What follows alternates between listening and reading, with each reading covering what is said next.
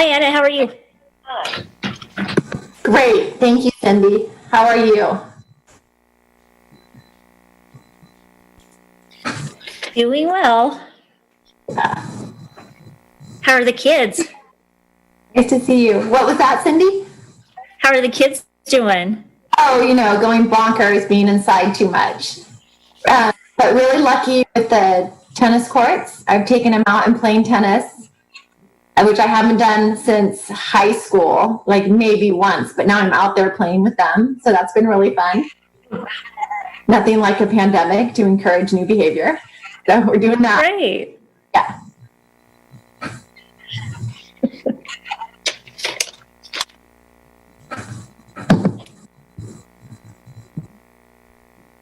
Hi, Jeff.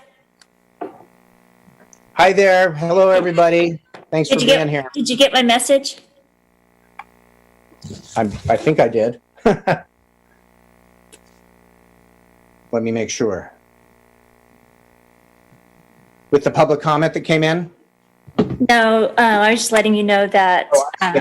Yes, I'm seeing that right here. Yes. Okay. I got it. Thank you.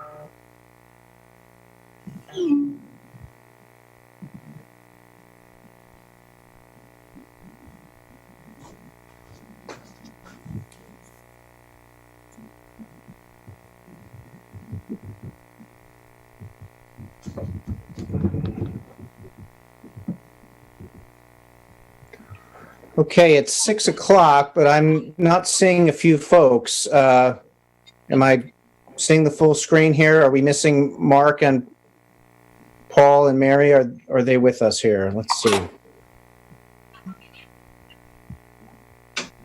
No, we're still missing them. Okay, so we'll just be hanging in there until everybody gets on board here. Mr. Mayor, do you have your call-in number? My call-in number? Let's see if I'm seeing. You're seeming to cut in and out a little bit on my end anyway. Is anybody else having problems hearing me at this point? I am not. Okay. I can hear you. Okay. I will, I have the call-in number here as well, if I need.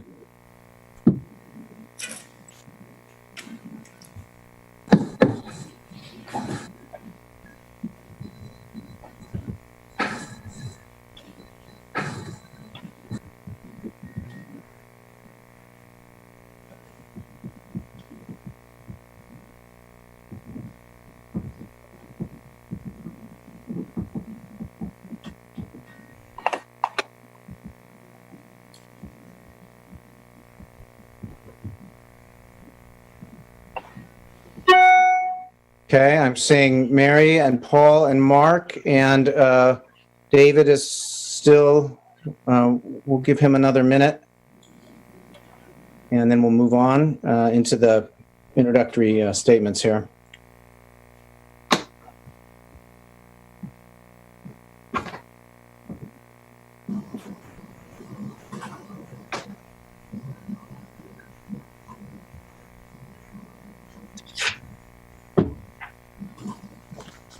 Okay, it's 6:02. This introductory statement takes a few minutes, so David may come on board at that point. So I'm just going to begin here. I'm going to call to order the City of St. Helena regular City Council meeting Tuesday, August 11th, 2020. I'm to read this following paragraph about remote meetings. In accordance with Executive Order N-29-20 and guidance from the California Department of Public Health on gatherings, remote public participation is allowed. We will address the order in the following ways. Members of the public may not physically attend meetings. The City Council meeting will be live streamed on Comcast Channel 28 and on the city's website, barring technical difficulties. Those members of the public wishing to participate must do so remotely via Zoom electronic meetings in the following ways. By either logging on to the Zoom link located on the meeting agenda, please download the app to your computer or mobile device and enter the meeting ID, or by calling a listed number and enter the meeting ID. Public comment for City Council meetings will be accepted via email to publiccomment@cityofsthelena.org. All public comments must be emailed by 4 p.m. prior to the meeting. Emailed public comments will not be read out loud, but will be publicly available and attached to the online City Council agenda. Please see the end of the agenda for detailed public participation instructions. And I believe Amalia is with us tonight to guide us through if we have any issues with public comment. Amalia, are you with us here? Yes, that's correct. Very good. Thank you. So with that, I will now move to the Pledge of Allegiance. If everybody would mute your microphones, I will lead the pledge and you can follow along muted. Place your hands over your heart, your right hand over your heart, and follow with me. I pledge allegiance to the flag of the United States of America and to the republic for which it stands, one nation, under God, indivisible, with liberty and justice for all. And now we'll move to the roll call, please. Mayor Ellsworth? Here. Vice Mayor Doring? Here. Councilor Knudsen? Present. Koberstein? Present. Chateau? Here. Very good. So with that, then, we're going to move to our public forum. I have a brief comment I want to read relating to COVID-19. Before we get started, we'll have an update later in the meeting on the city and our response with the county on COVID-19. But I want to take a moment to remind folks that we are still in a very serious state of emergency related to COVID-19. We've done relatively well in St. Helena and in Napa County thus far, but the risks and dangers are still high.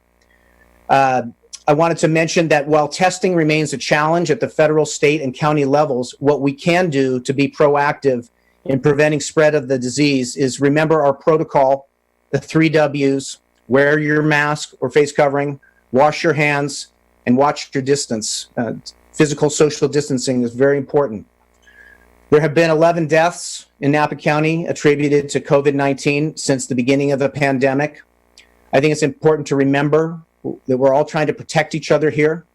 I would just like to take a moment of silence to reflect on this before we continue with the meeting. So if you'll just join me for a moment and remember those who have passed away attributed to this disease.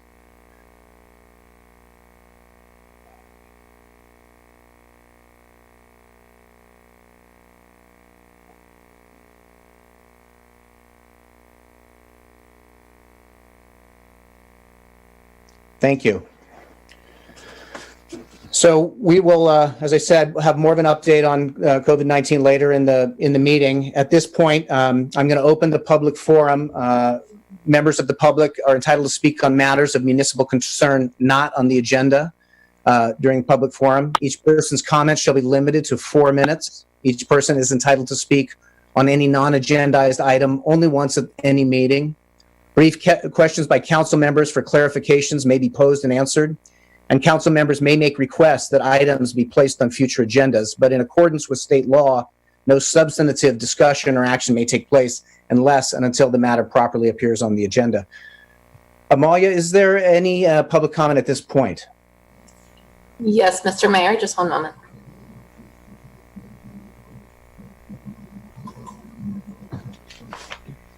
Okay. Chris Benz, go ahead, please. This is Chris Benz speaking on behalf of Napa Climate Now, your local climate action group. As you know, Mayor Ellsworth and Councilmember Chateau serve on the countywide Climate Action Committee.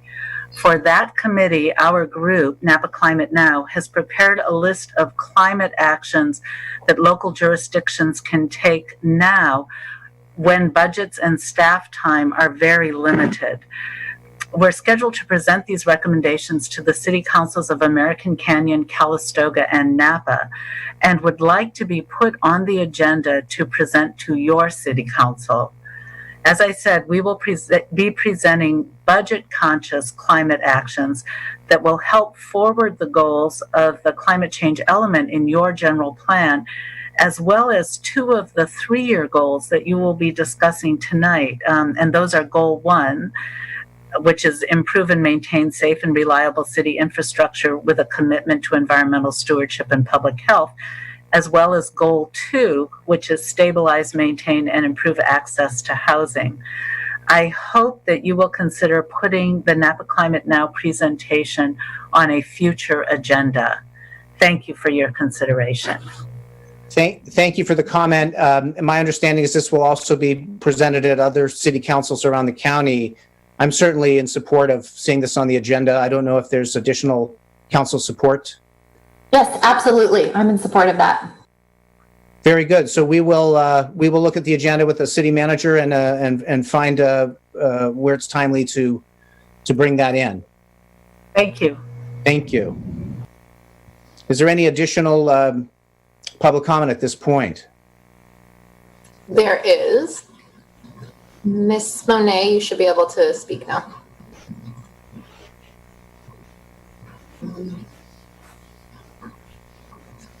Okay, I think we'll come back to her. I'm seeing Bobby, but it's Bobby. Your microphone is muted. Right. I'm sorry. So I'm unmuted. All right. I'm speaking as a resident, as a citizen today. And I am also talking about COVID and healthcare are top priorities right now, given that we're all coping with the pandemic in one way or another. There have been some undeniable exposures of inadequate services in our current medical system. For example, a lack of coordinated care between various medical facilities, lack of coordination between medical facilities and government agencies, loss of workplace-based medical coverage for millions of displaced unemployed workers during this emergency, and the exposed mistake of tying healthcare to employment. The individual and community costs in terms of economic viability, physical health, mental health, spiritual health, hope, and inspiration due to these inadequacies have been devastating in some instances. So 2, there is a need for local, county, state, and national dialogue and education about modifying our system to avoid leaving tens of millions of Americans without access to medical services during emergency and non-emergency contexts now and in the future. So I bring this up at this time because I feel that it is relevant to what the city is dealing with on a day-to-day basis right now, as is evidenced in the inclusion of item 9.1 on tonight's agenda. I sent all of you a copy of the Healthcare for All resolution that has been drafted for the city of Napa to consider and sign. You were also given a partial list of several locations in our local vicinity, including Healdsburg and the county of Sonoma, and of cities and counties in other parts of California and the country who have signed resolutions similar to the one drafted for Napa. Given that this issue is highly relevant right now, adopting such a resolution for the city of St. Helena would also serve as a proactive commitment to improve our current system in a way that will provide adequate emergency medical responses in the future. So I would like to ask the council if you would consider putting this item on a future agenda as soon as possible to give the public a chance to respond to the idea, which will better inform you and all of us regarding your decision on this urgent matter. Knowledgeable presenters would be available to speak at such a meeting if requested. So thanks. I'd really like to see this put on the agenda. Thank you. I'm hearing an echo. Oh, that's my fault. Thank you. And I believe you sent some material in that we can look at to give us a little more background on this. Am I correct? Yeah, oops. We can hear you. Oops. Yes, I did. I have to oops. Oh, I don't know Hear you, what's Bobby. what. No, your video is off. That's but we okay. Okay. We can, I think you sent some material in and we can look at that. Thank you. Yes, yes. I'm muted. I can't unmute. We can hear you. Oh, you can. Okay. Yes, I did send you video. Yes. I mean, materials. I sent you a copy of the resolution that other cities have done. And I can get more materials for you if you would like. Just let me know if you would like to have that. So you could look at that before the meeting if you put it on the agenda at a future meeting. Thank you. Thank you. Okay. Yeah. Amalia, are we seeing any other You have public a comment?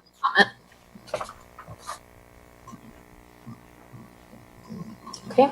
Ms. Chandler, go ahead. Hello, my name is Maddie Chandler, and I'm a part of a community group called Sustainable St. Helena. I would like to present our group's letter regarding synthetic pesticides. Dear St. Helena City Council, this letter represents many Napa County residences, businesses, organizations, and leaders who are advocating for toxic-free communities. As a toxic-free community, we would like to discontinue the use of toxic synthetic pesticides. These man-made pesticides known to the state of California to cause cancer are used at many community parks, schools, playgrounds, and other public spaces. The World Health Organization declared that glyphosate, the active ingredient in Roundup, is a Class 2 probable carcinogen.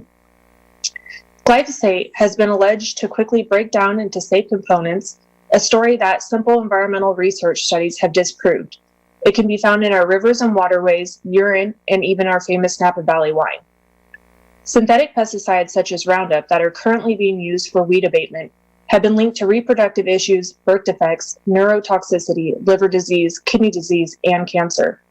Children are at greater risk because they are developing very rapidly and have special windows of vulnerability. The American Academy of Pediatrics say that there is no safe level of pesticide exposure. According to data from Wine and Water Watch, Napa County has the highest cancer rates for children in California. The fact is that the benefits for purely cosmetic reasons do not outweigh the potential risk, especially since there are now so many weed management practices today that do not require the use of toxic pesticides. Many of these practices prove to be more cost-effective in the long term, and I am more than happy to follow up with a list of alternatives to these synthetic pesticides. We would like you to do what is best for our community and urge you to look at science and join our neighbors who have banned synthetic pesticides, including Rohnert Park, Cotati, Sonoma County, City of Sonoma, Town of Windsor, City of Santa Rosa City Schools, Petaluma, and Sebastopol.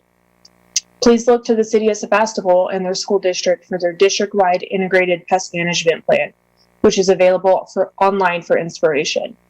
In addition, you can find Marin County's IPM online, which is known as one of the most comprehensive, non-toxic IPM plans in the state, managing 126 sites without the use of pesticides. As decision makers, it's critical that you become aware of the growing body of evidence in scientific literature on the negative health impacts of pesticides, even at extremely low dose exposures. We respectfully request that the City of St. Helena and St. Helena City Council agendize and ultimately discontinue the use of glyphosate-based toxic chemicals and all other synthetic pesticides in all public spaces, and instead choose to use one of the many safer alternatives. Some key endorsements of this letter include Alliance of Nurses for Healthy Environments, Families Advocating for Chemical and Toxic Safety, Frog Sleep Winery, Grattan Against Synthetic Pesticides, Honig Winery, Napa Green, Pesticide-Free Rohnert Park, Preserve Rural Sonoma County, Safe Ag, Safe Schools, Spotswood, St. Helena Co-op Preschool, Sons and Stars Montessori The Preschool, 30-second warning. Napa Climate Now, and Sierra. Thank you. Please continue. Okay, thank you. So this letter, my understanding is would go to the county to ask the county to join on with these policies, and it's certainly something that I would like to see move forward if there's support from the council. I just need clarification because I heard the request was for the city to not use any of that chemical, which I believe is already our policy that we don't use that chemical. We already do that in the city, but that's what I heard Ms. Chandler say. Sorry, city and county. So the discussion would be about how, yeah, Mr. Presswich? You're on mute. Mute. Go ahead. Still can't hear him. I'm not able to unmute you, Mark. Okay. We're still muted. We're having a technical difficulty. You Perhaps. should be muted now. Can you hear me? Yep. Okay. I'm on a phone and on the computer. So we have on our goals item later tonight a task to develop an integrated pest management policy. And our intent is to work with our ATSE committee in developing that policy.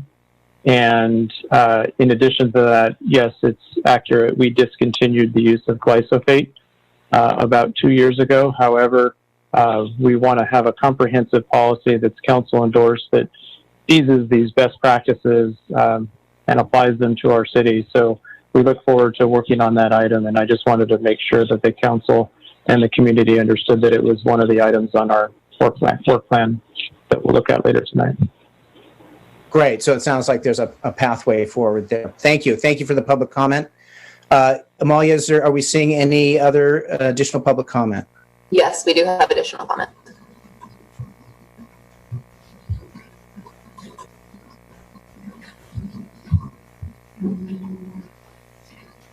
Okay. Go ahead, please, Milagros. Hi, this is Mila from Mila's Preschool and Child Care Center in Santa Elena. Oh, you're on mute, Milagros. There we are. Milagros, you're still on mute. There we are. Try now. We should be able to hear you. Okay. Yeah, I'm Mila from Milagros from Mila's Preschool and Child Care Center in Santa Elena. I've been running our daycare about 21 years ago is when I started. And it seems like all this time during this pandemic, we didn't have as child care centers the support that we expected to have, even though we are child care. I think we still should be considered as business. We have to serve nurses and vets and people who work in the wineries as farm workers or winery owners.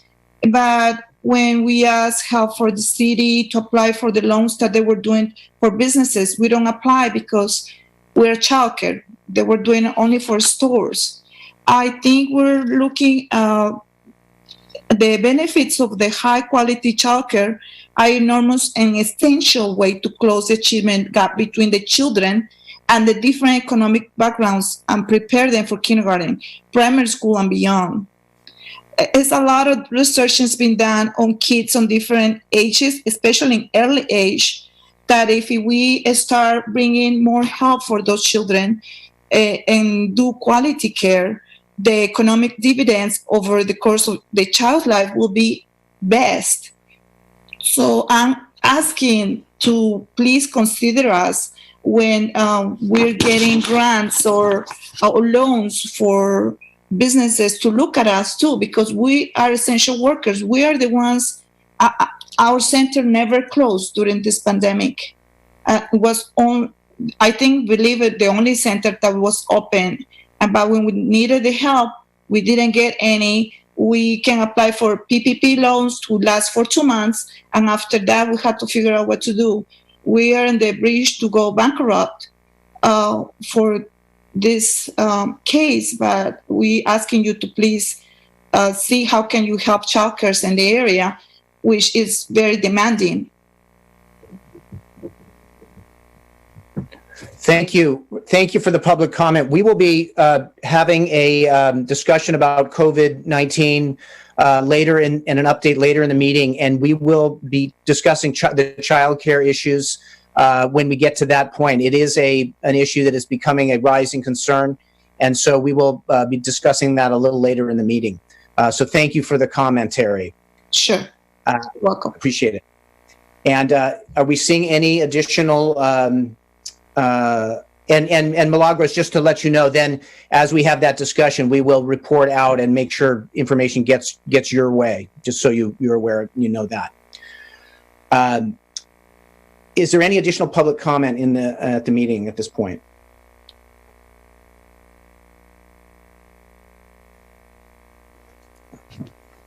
Amalia, are you? Go ahead, Mr. Hardy. Thank you. Mayor Ellsworth, Vice Mayor Doring, members of council. I have a few comments and a suggestion to make regarding water supply and water measurement. I recently looked at the report of the Safe Yield Committee in 2011, and I noticed that in the previous year, they found unavailable water, it's called in the report, amounting to 15% of the total that went into distribution. The value over 200 acre feet, I think it was about 230 acre feet. I understand this is at the high end of the range that the city experiences, that it's variable each year, but we're talking about the difference between the measured amount that goes into distribution and what's measured at the end user ends through all the water meters. This value, which has been as high as 230 acre feet, at least in the last decade, is some combination of water that's actually lost due to leaks or water main breaks and the like, and water that's unaccounted for because it isn't metered or because the meters are defective or broken. So a simple way of thinking about it is it represents a combination of water lost and revenue lost, because obviously you can't bill for water that isn't being measured at your meters. And at the same time, I discovered that the state has an urban water suppliers water loss audit program. Participation in that program is mandatory for systems that have 3,000 customers or more. So St. Helena with, I think, something over 2,000, but fewer than 3,000 connections is not required to participate. However, I have contacted the state official who administers that program, and voluntary participation is not only possible, it's welcome. I believe it would give the city a valuable tool because the state is also developing water loss performance standards. So you'll have a way of comparing the city's water loss and unaccounted for water values with the state's performance standards, and also with other communities that are participating in this water loss audit program in Napa County. That includes the city of Napa and the city of American Canyon. And I urge you to put this on an agenda for further discussion. I think water measurement is really an essential tool in providing for water security, and I thank you. Thank you. Thank you for the public comment, and we will be circling back on our water issues as we get deeper into the dry season, and so this can be part of that discussion. I think that's very relevant and appreciated information. Thank you very much. Amalia, are we seeing any additional comment at this point? I do not see any additional comment at this time. Okay, very good. With that, I will close the public comment, and I will move to reports by staff and city council, future agenda items, and AB 1234 reports. I'll go first with our city attorney, Ms. Ueda. Yes, good evening, Mayor and Council. The City Council met in closed session this evening, with the exception of Councilmember Chateau, who did not participate, and there's no reportable action out of closed session. Thank you. Mr. Prestwich, our city manager. I have no report tonight. Thank you. Thank you. Ms. Mitz, our finance director. I have no report tonight. Thank you. Our city clerk, Ms. Jafopoulos. Yes, Mr. Mayor. I just want to remind the community that we still have two spots available for the ATSC committee and 2 alternate positions. And also the Napa County Transportation Committee also has an opening for a St. Helena resident. The applications are on our website, or they can contact me, but I welcome any application. Thank you. Thank you. Our Public Works Director, Ms. Smithies. Thank you, Mayor Ellsworth and fellow council members. I have a report that the tennis courts were reopened, and then they're temporarily closed to put the backboards back up this week. It'll be closed all week and then reopened.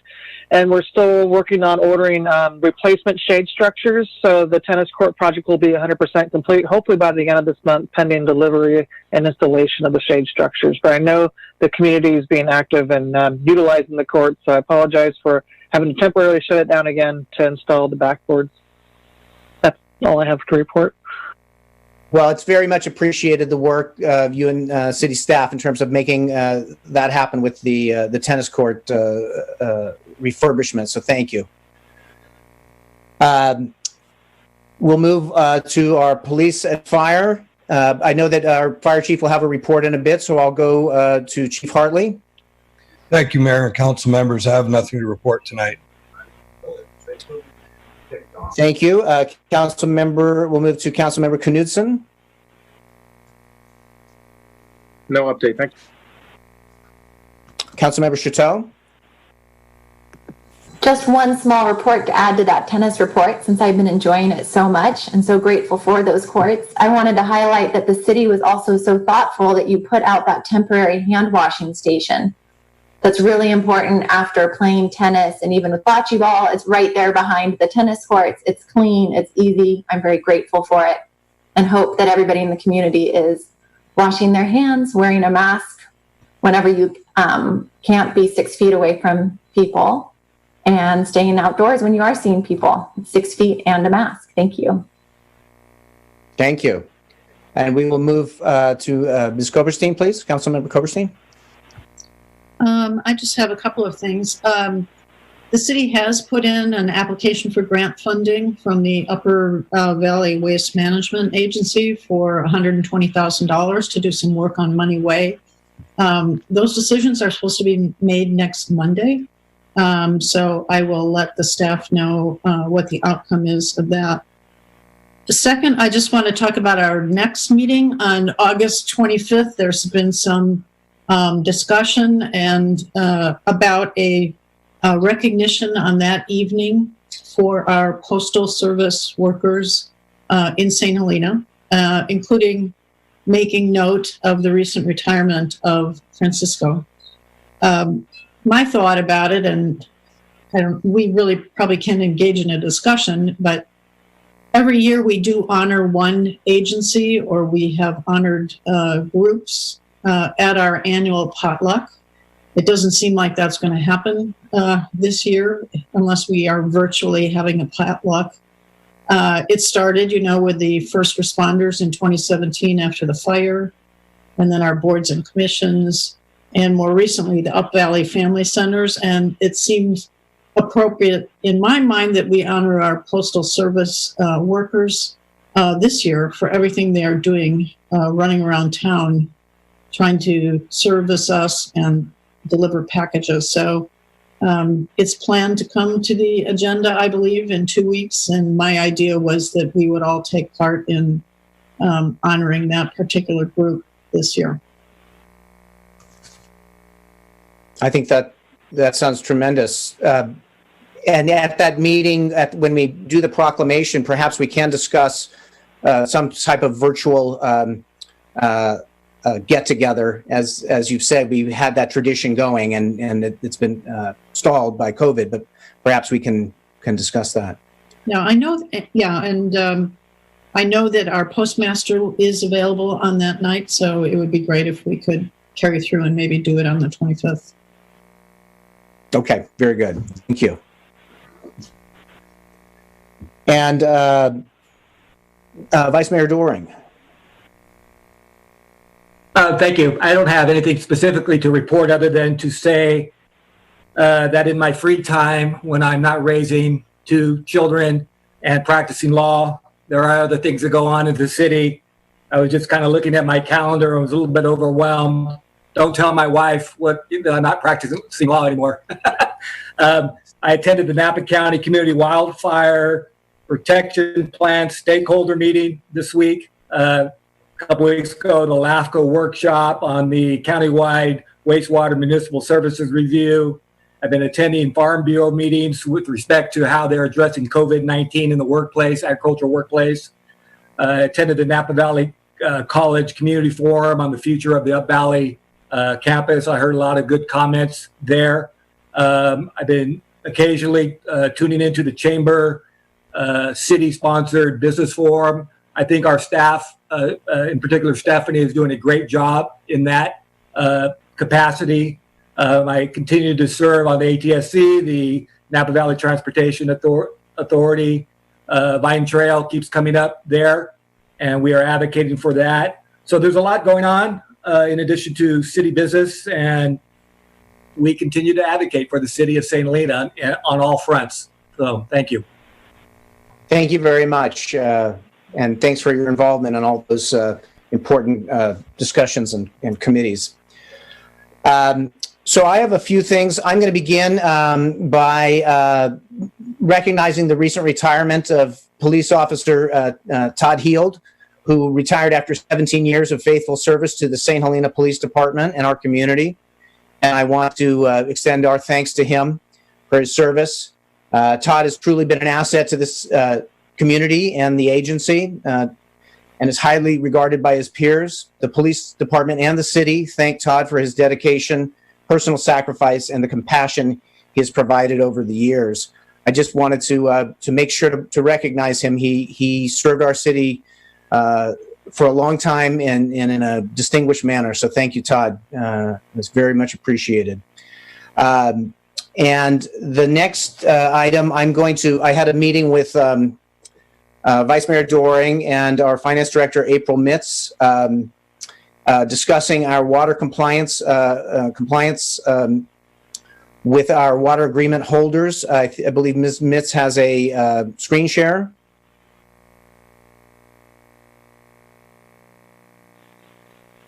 Yes, I just need it enabled so I can share the screen with the compliance records. Okay, and what this is, it's a part of our overall water security strategy. We have a subcommittee consisting of myself, Vice Mayor Doring, and City Manager Mark Westwich, and looking at the different components of how we make sure we're protecting our water sources and doing our best in administrating those water resources. So this is one component where we look at our water agreement holders and make sure they are in compliance. And if that is not the case, we understand what the issues are with that and try to resolve them. So this is the document that we were presented the other day by the Finance Department and April Mitz, showing compliance in the green, and if there are issues with going over the limits in the red. If somebody goes over the limits, there are additional fees and on what they use. Mr. Doring, do you have any comments on that at this point? Well, I think there's a couple of comments. Thank you, April, for preparing this for us. It's interesting. It's a good perspective to look at it. You can see the annual limitation on the units. This is basically the paper water, 237,000 HCF, 100 cubic feet. I think it's around 748 gallons, I believe, for HCF. So you can see, if you compare what's actually used to the annual limitation, you can see how substantial the difference is. That's one observation I can see there. I also see, to me, it jumps out at me, and we'll probably have to do a little bit more digging on this issue. The Carpenter, raw water, you can see, I think that they are, I guess I can't tell you what the figure is, but they're nowhere near that 99,000 HCF, and something for us to look at in the future. But it is fairly remarkable to compare what could be used and what is actually used in 2019. I think that's, and generally everybody's in compliance. You can see who's not. You can see trends as to who is not. There's an occasional blip here and there. So it's very interesting information. Yeah, so I'm glad we were able to do this, and we have to hold our account holders accountable. And so I think that we're going to have to dig into that a little bit more going forward. Thank you. Thank you. And as I mentioned, this is one component of an overall strategy to make sure we're doing our best in terms of monitoring and administrating this resource. So thank you very much. And we will return to these water issues on the agenda in further meetings as we deal with drought conditions. So this was just a report out to show this one component. Very good. So I have one last issue. This is going to take me, it's probably going to take me about 3 minutes. So I just want to let folks know, but it's something I'm really compelled to address. We're going to have some reports on from our fire department and from PG&E on PSPS. This gets into the area of fire safety. It's a difficult aspect to bring up, but logic compels me to suggest the time has come to discuss it. In 2017, the Tubbs fire, with winds over 50 miles an hour, traveled overland at 3 miles an hour, and in one night raced 15 miles from Calistoga to Santa Rosa, causing massive devastation to those communities. We were fortunate in the Upper Valley that night that the wind patterns north of Mount St. Helena took the fire in a different direction. But what do wind pattern maps show us if a fire originates in a remote high wind canyon in Napa County, north of St. Helena, and gets out of control? The consequences could be devastating to us all. One spark, one flame at the wrong time, at the wrong place with a high wind is all it takes, particularly in our changing climate environment. The issue I want to bring up here concerns a local business operation that sits in a remote high wind canyon just 5 miles or so away from St. Helena. This type of business operation, a landfill, is by nature prone to fire. There is much data to support this fact. Spontaneous fires can and do break out at these types of businesses because of the volatility of random chemical or material combinations acting as fuel, combined with heat and pressures that occur in such operations. Wind increases danger anytime fire breaks out. Recent and available mapping shows the area where this operation is situated in a high wind, high fire risk, Tier 2, bordering on Tier 3 area in the hills of the Upper Napa Valley. As politically challenging as an issue like this can be, and while I recognize some efforts have been made to mitigate recent problems with fires and other environmental issues, I believe logic tells us it's time to more deeply weigh the value of continuing an inherently high fire risk operation in a remote high wind canyon in a high fire risk area just a few miles away and over forested lands from up valley population centers like St. Helena, Calistoga, Angwin, and Deer Park, as well as just 3 miles across forested land from our Bell Canyon watershed and city water supply. It has been suggested the financial costs of relocating such an operation to a more fire-safe area could be high or may increase rates or vehicle miles traveled. Be that as it may, considering all we have to protect here, our families, our lives, our home investments, our businesses, our communities, logic compels me to contend that we cannot afford not to probe more deeply into this matter in a timely manner to minimize risk and find the safest possible long-term solutions to ensure protection for our community from the potentials of devastating wildfire. My suggestion is this matter be considered in a timely manner by our safety teams. Thank you. That's it for me in my comments. And I'm now going to move to presentations and public recognitions This is item 6.1. This is a PG&E update on electric transmission line infrastructure and public safety power shutoff program by Mark Van Gorder, our government or the senior government and public affairs officer from North Bay PG&E. Mr. Mayor, Ms. Koberstein had her hand up. Oh, I'm sorry. I didn't see your hand.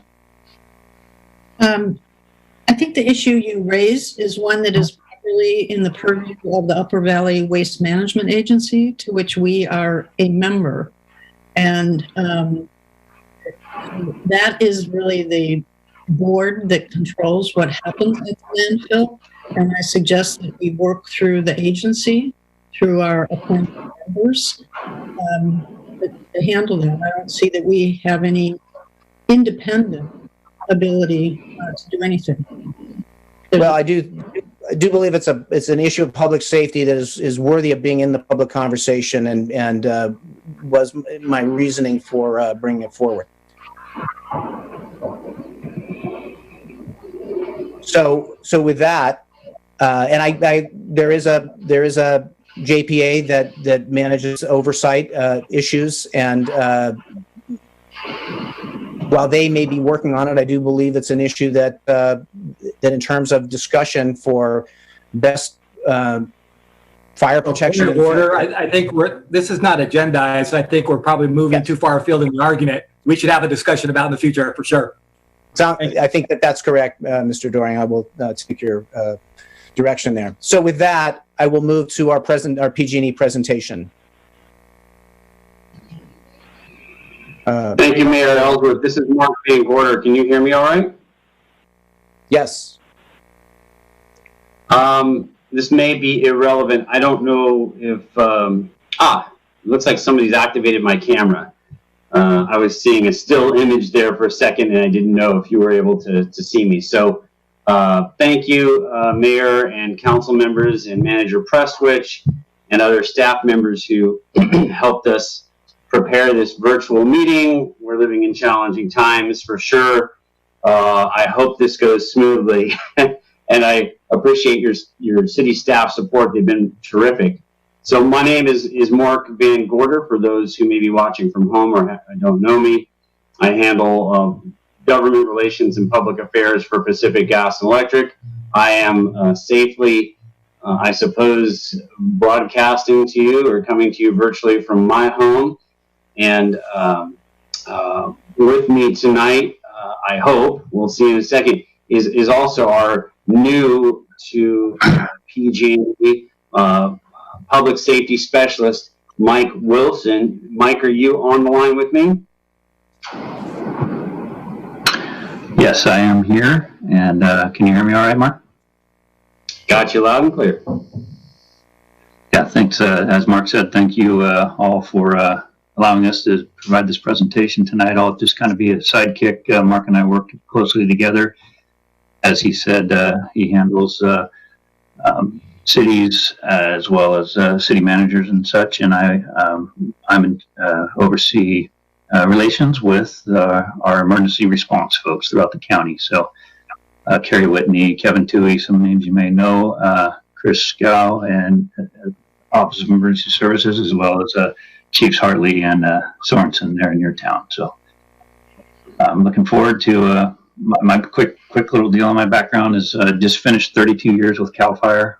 I retired for the Father's Day weekend in June and started with PG&E on June 22nd.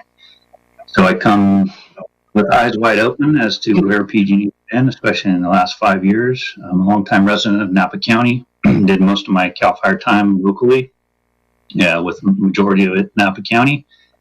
And looking forward to working from the PG&E side for ignition mitigation and as well as PSPS mitigation. So once again, thank you, and I'm looking forward to the presentation.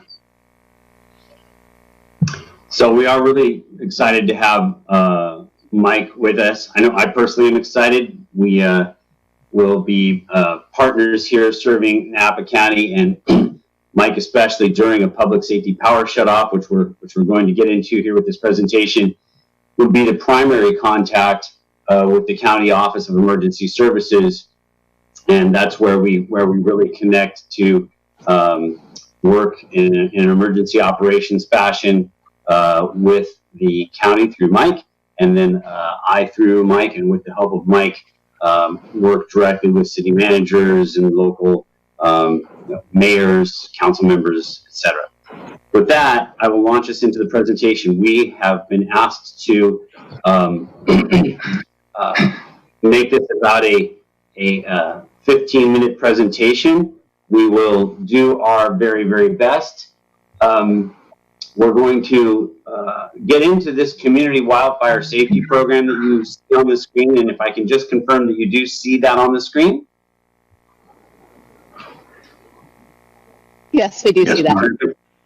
Great, fantastic. Before we get there, I would like to do a quick overview of our system. So if you'll indulge me, I will go through this quickly. But for those who don't know our system, I think it's helpful, especially in understanding how we serve the city of St. Helena directly. This may be familiar to many people who drive by Adobe and Freights Road. This is our 230 kilovolt substation, and you can see the large transmission towers and then the substation behind it. By comparison, this is the St. Helena substation on Mills Lane. This is an overview, aerial view of the substation at Freights and Old Adobe. This is the substation right here. It's a little smaller, just for comparison. What we're talking about tonight is these transmission lines, the larger ones on these metal towers, sometimes wooden poles, and then what we call distribution lines. And I just wanted to go through this quickly because a lot of this will tie into our public safety power shutoff and our community wildfire safety program. PG&E has large 500 kilovolt lines that come from the north, hydroelectric and other sources, down what I call our Interstate 5 of electricity, all the way down through Sacramento to Vaca-Dixon. That's the 500 kilovolt lines. They then come into a substation, and they downgrade to 230 kilovolt lines, or what I like to refer to as the Interstate 80 level for our North Bay folks. And you'll see they mostly bypass Napa County. They come right through at our Tulaque substation, which is right down near the Butler Bridge. So as anybody who's coming into Napa on Highway 29 on their way up to St. Helena and cross over the Butler Bridge, looks out to the north over the Napa River, and you'll see these transmission towers. Anyone who's driven that way is going to be familiar with those. From there, the lines go and downgrade again in substations to 115 kilovolt lines. Perhaps think of that as being our Highway 12. And finally, into 70 and 60 kilovolt lines. This one coming from Petaluma up from the west and the southwest, up into our Dunbar substation, very close to Kenwood, up over the hills, and then joins in the substation in St. Helena we refer to as the Silverado substation. Those are our lines. Briefly, I'll come back to this in a minute, but I'll show it here. From the Silverado substation, our electric line then goes up along the Silverado Trail, up into the hills here, and comes out and serves the city of Calistoga. That's one line, and it goes through those hillsides. So the city of St. Helina's Silverado substation here is served from the north, coming down into the Windsor, Santa Rosa area, and then down lower here to Petaluma, as I showed earlier. That line, which you can't quite see here fully, wraps down and around and comes into the Pueblo substation, and then comes up and comes into Silverado from the south. We also have lines that come over from the Fulton substation. I think some of our council members remember our work on the Fulton Calistoga reconductoring project. That was 11 miles of line, roughly right through here, that was completely replaced over the last 18 months. And again, that's from Fulton, and it goes around up here and serves Calistoga.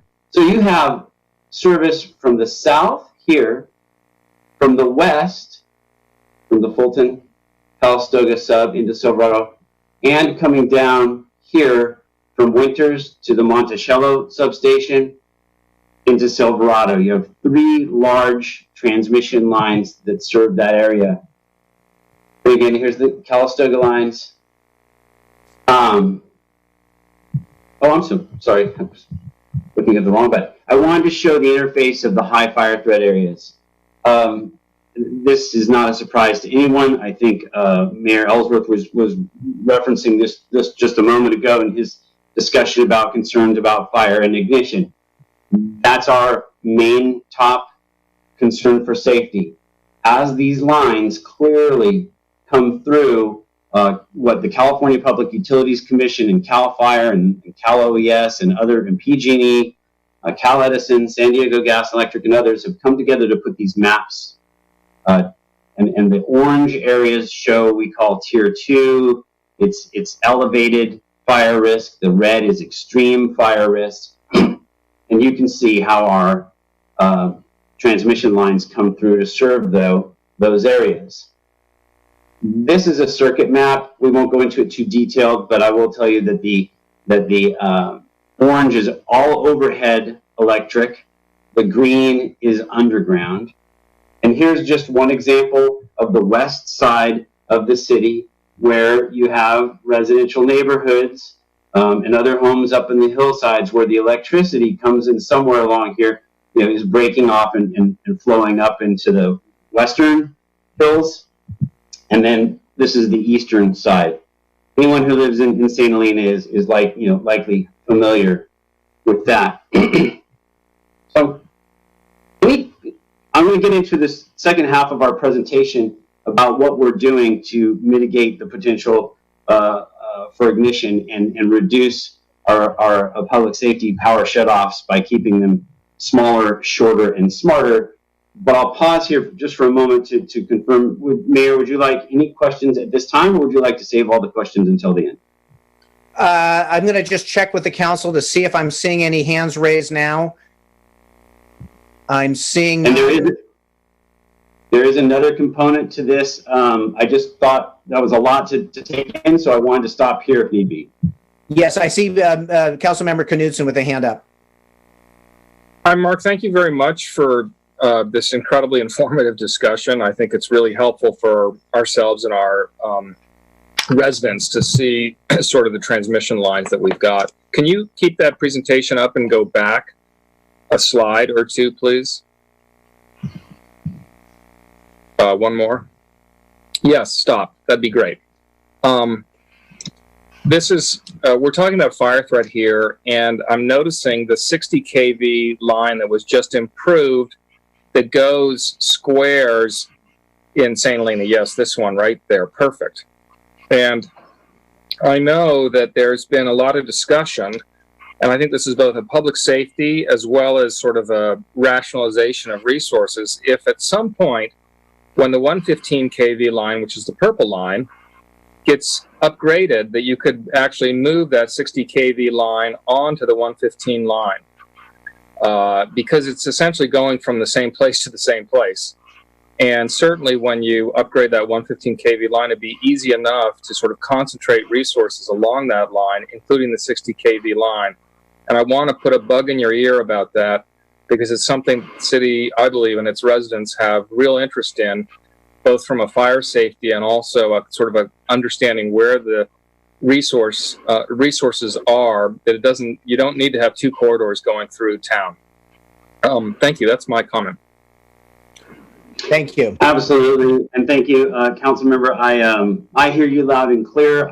I've heard other council members and the mayors express the same concern, desire, and what I would say is that that's a discussion that we can have.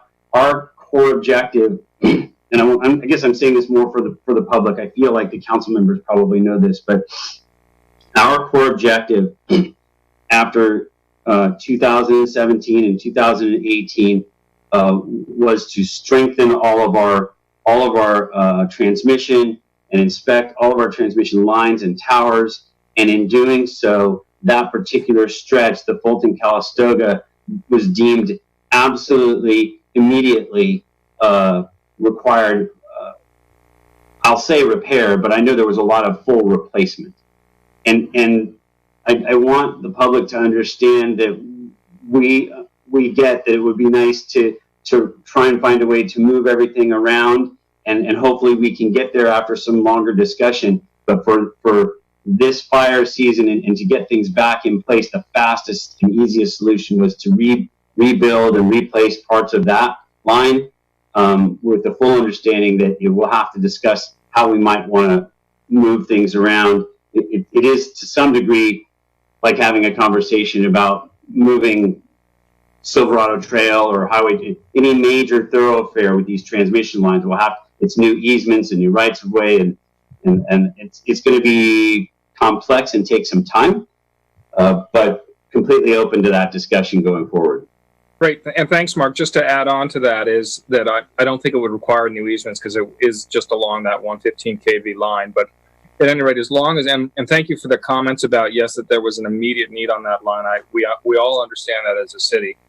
But just moving forward, I know that 115 kV line at some point will be improved. And at that point, consolidating both of those together would be very, amazing, actually, and very positive, I think, for the city. And apologies, I'm tracking now. Yep, I get what you're saying, is that we would find a way to run them in parallel instead of branching off. So let's keep that discussion going forward. Excuse me for a moment. I'm going to switch now to our wildfire safety program. Can you see this before I start? Yes. Okay. Again, in the interest of time, we will move through this quickly. I do not mean to rush or be rude at all. Mayor, if you shout out at any moment, I will pause and go back for any questions. Other than that, I'll proceed and take questions when you're ready. I will say, before I get into this document that I'm sharing here now was part of the agenda packet. Anyone can download it from home. If they go online to the city's website, they can download this document. I think it's a PDF document. I believe the council members also have it. So I will speak quickly to some of these items with the thought in mind that somebody can probably pull them up and reference them if they want to. But here are the number of customers. I don't think anybody's going to forget how many different back-to-back public safety power shutoffs we had, how many customers were impacted. It seems to just go on and on and on. So this is the number of customers, how many CRCs stands for Community Resource Centers, and that's the number of visitors that we had at those locations. This is specific to St. Helena. I will clarify, when we say customers, we are talking about meters, in fact. We don't say meters, it's a little cold, but it's also more correct to say that it's a meter in the sense that 1 meter may be serving a home with 3 people or 4 people or more. So if we use a 3 or 4 times multiplier, you're looking at these are the numbers of customers that were out in St. Helena during these different events. So we're here to talk about our progress, and we're here to talk about how we can work better to reduce the power shutoff experience in St. Helena compared to last year. I'm not going to read through all of these. We'll get to some of them in the slides continuing. It sounds a little sloganish when we say smaller, shorter, and smarter, but that is our goal. We want to have them smaller in duration. We're trying to make the area that's impacted smaller with equipment that we call sectionalizing devices. And we're trying to make sure it's smarter for customers and just make it easier and helpful to customers to find out When will their power be off? When will it be on? Those kinds of things. So here's some of the work that we've done. I'll get into it in more detail. But you can see what we've done in 2019. Again, I apologize for looking away from you a second just to look at the numbers, but community resource centers for Napa County, we have 8 sites ready to go. We've installed many sectionalizing devices. We're 43 plus now. System hardening refers to new poles, insulated wire. The poles may be steel or fire resistant, more fire resistant than the wood. Enhanced vegetation management is simply the removal further out from the lines of dead, dying, diseased trees or other vegetation that poses a threat to contact with our electric system. I think we covered this slide pretty well, but this is a quick overview of our service area, the high fire threat districts and the transmission lines serving them. This is where it gets fun, I think. It's exciting to me anyway. These orange dots here throughout the valley, if you start to get the idea, these separate or turn off the power before the electric lines start to go up into the hillsides, as I showed you the west and the east side views of St. Helena's electric circuits. So in an event where we have winds blowing and we're concerned about our electric system, our distribution system, the smaller poles coming into contact with, and it can be almost anything. It can be trees, it can be wildlife. In some cases, it may be furniture, patio furniture, or other things that if there's a strong enough wind can get blown up into the equipment. Whatever the case may be, these sectionalizers will stop the flow of electricity such that what we call it is islanding. And we basically island, we keep on this light blue area here. And I have a better photo of that in just a second. This is an example. No one should look at this and say, my power will be on here, or, oh, my power won't be on here. This is an example that I had put together to show circuits that run up into the wooded hillsides here and areas as we have the interface, our rural and urban interface, where we may need to turn the power off and keep a vast majority of the city, the residences, and the businesses supplied with power. And if you look at the substation is marked by this purple triangle. So, your power flow comes out here. This green line is underground. And what's not lit up, but you can imagine, is all this area fed from this substation is energized. But we have devices that stop the power from flowing up into those areas. These are the areas generally. I don't have specific streets where we performed the system hardening. We've got a target of about 7 total miles, and we're almost there. These are some of the community resource centers that we're setting up. I expect maybe some questions about these. We are wrestling. We had started in January with having hardened facilities, perhaps libraries, schools, other indoor facilities. We are now looking at the possibility of having outdoor facilities, not much different than some of the restaurants in response to our COVID challenges. So we're looking at both hard-sided and open area, and possibly tinted locations. These are areas where we performed that enhanced vegetation management to remove vegetation from around our electric facilities to avoid that from falling in. And again, the smarter to help customers.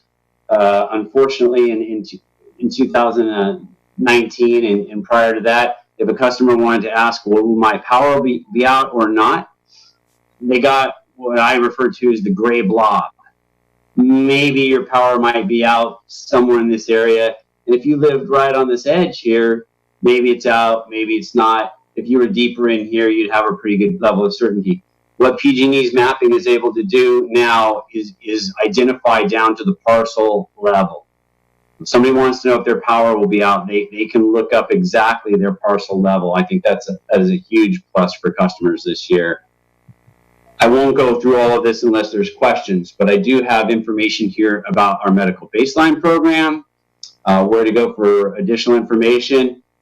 If anyone is interested, wants to check up on a semi-daily basis, this weather link is really helpful. If we start getting into September, October, and the wind starts to blow, just come to pg&e.com weather, and we will tell you whether or not we have an elevated situation, watch, or an actual public safety power shutoff warning. There's backup power information as well. Lots of resources here to be prepared. Again, all downloadable on the city's website. And for those people who have questions that don't get answered tonight about our program, we have a dedicated wildfire safety phone number here, as well as an email if somebody wants to email their questions directly. I apologize, it was a little over the presentation time, but hopefully it was helpful. Thank you. And before we get any questions, I just want to say thank you, Mark, and to PG&E. The work that you have been doing has made our community safer. Your willingness to work with the community, work together on this is really, we have great value. It has great value, and we have a lot of gratitude for the willingness to work with the community. With that, can I see if there are any council? I'm seeing Ms. Chateau with a hand up. Yes, thank you. Thank you, Mark, very much for that presentation. I do have a question about boundaries and how that works once we get down into neighborhoods when there is a power shutoff, how there can be a neighborhood in town that doesn't have power, yet somebody, a couple blocks over has it, and they feel like that neighbor isn't up in the hills, and how does that work? Can you speak a little bit about that and how the boundaries work for shutting off the power as we get into St. Helena? Unfortunately, I cannot. I will note that question down. That I will get someone to provide that answer, and if it's helpful, we can maybe even come back and maybe do under public comment a quick 3-minute response. It has to do with our load. The load of electricity, the customers served, where it branches off. I know just enough to be dangerous, to be honest.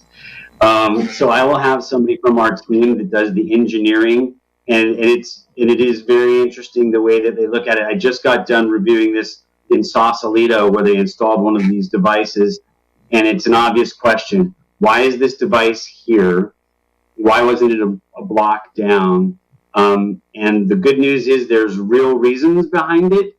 So let me try and get an engineer to come at a future meeting, maybe the next one or so, and just under public comment, if it's okay with the city manager or the mayor, walk through that. It's a great question. I'm not an engineer for these projects, and I don't have somebody that can speak to that. Mike, if you have any information that you can share, let me know. I don't want to put you under the gun.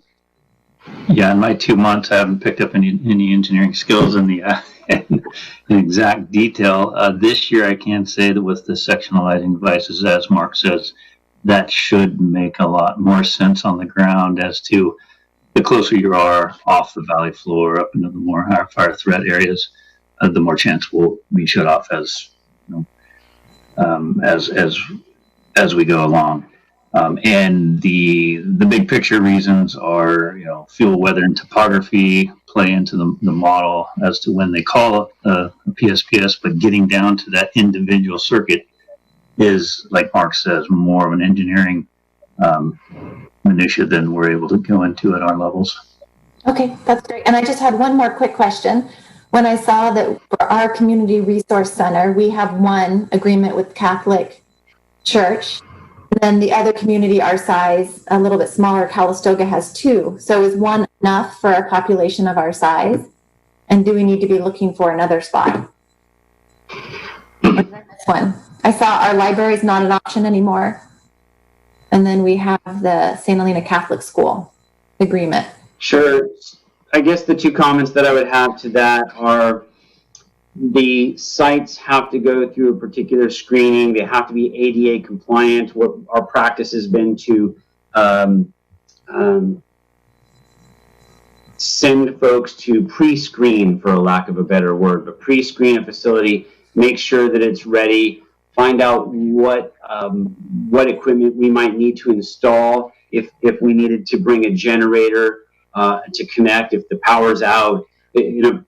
Theoretically, if the power is on for 95% of St. Helena's, knock on wood, we won't need a community resource center at all. I think when we look at Calistoga and we look at that line that runs through that high fire threat area, it's virtually guaranteed, comparatively to St. Helena, the chances of them losing power compared to with this one, the smaller the kilovolts, the 60 kilovolt level, as it comes down, the poles, the infrastructure is maybe on wood poles versus the steel tower structures. It's more of an interface with that the wildland urban interface, and so Calistoga is in a tight spot compared to the multiple sources of energy that St. Helena is in. Mike may have more to say about this from his experience. Yeah. Well, as to the amount of folks that a CRC can serve, it'll be the biggest reason to go is to get information from the staff at the Community Resource Center, and then to do cell phone charging. What is going to happen this year will be kind of grab and go kits with written information. There'll be an ability to ask questions as well, but there'll be portable phone chargers that'll be provided in those grab and go kits. So that'll be a good way for folks to get that cell phone charging capability, but not have to stack up at a CRC, in order to serve more folks as well as not have the COVID related issues. Hey, thank you. That's good to hear. Thank you. Are there any additional council questions? Am I seeing any hands? Let me just go through I'm seeing Mr. Doring, Vice Mayor Doring. Thank you, Mayor. Thank you, Mark, for the presentation. The last time I was with you, with the mayor, we went through this presentation and I asked you about the ability to check in advance whether your parcel was going to be subject to a PSPS. At that time, you indicated that PG&E was still developing sort of the website, the software, the ability to do that. Is that now live where someone could put in their parcel address, residence address or parcel number on the PG&E website somewhere where we can tell in advance? The reason I ask is that people are making financial decisions right now, and they've been making them for the last couple of years. Some have medical issues, some are concerned and want to know whether they should buy a generator or do other things to prepare for this. So what is the current state of that ability to know whether you're going to be subject to a PSPS? Sure. Well, the ability of a customer to look up their address and determine if they will be impacted by a public safety power shutoff, as I showed in the map earlier, will be at the parcel level. However, a public safety power shutoff, for lack of a better analogy, to me is like preparing for a hurricane. We are all familiar with the cone of uncertainty. And as the event grows closer and time progresses, we're more and more clear on where that event may occur. And as that happens, our folks in our Emergency Operations Center are constantly looking at what facilities it may impact. Will it impact those transmission lines coming over the hills? Do they have concerns about the 230 kilovolt transmission lines? If not, do they have concerns about the 115s? Do they have concerns about the 60s and the 70s? and they may even have concerns if there was a wind event that came down into the valley with strong enough winds. And I can't help but think back to the winds that we experienced in 2017. I know I was out in the valley floor on Highway 29 at Orchard Avenue, and I'd never seen anything like it. So my point is that there is no map that someone can look up and say, I'm in a safe area. There's no way anyone will ever be able to look up and say, I don't need a generator because I'm safe, or look up and say, I need to have a generator because I'm in an unsafe area. It's always going to be the variables of the wind events. And I think we're seeing some pretty surprising stuff these days. I'm a bit of a weather geek. If anyone was watching the news yesterday, they had straight line winds across the northern Midwest at sustained winds of 80 to 100 miles an hour. It wasn't a tornado. It was just a giant windstorm. And so those are the kind of variables that make it almost impossible for someone to look up on a map today and say, I'm in a safe area. So even with the knowledge of where the sectionalizing would be happening, you still are sort of subject to the day-to-day whims of climate and weather and wind and all those things. You don't have the certainty, in other words, even with sectionalizing.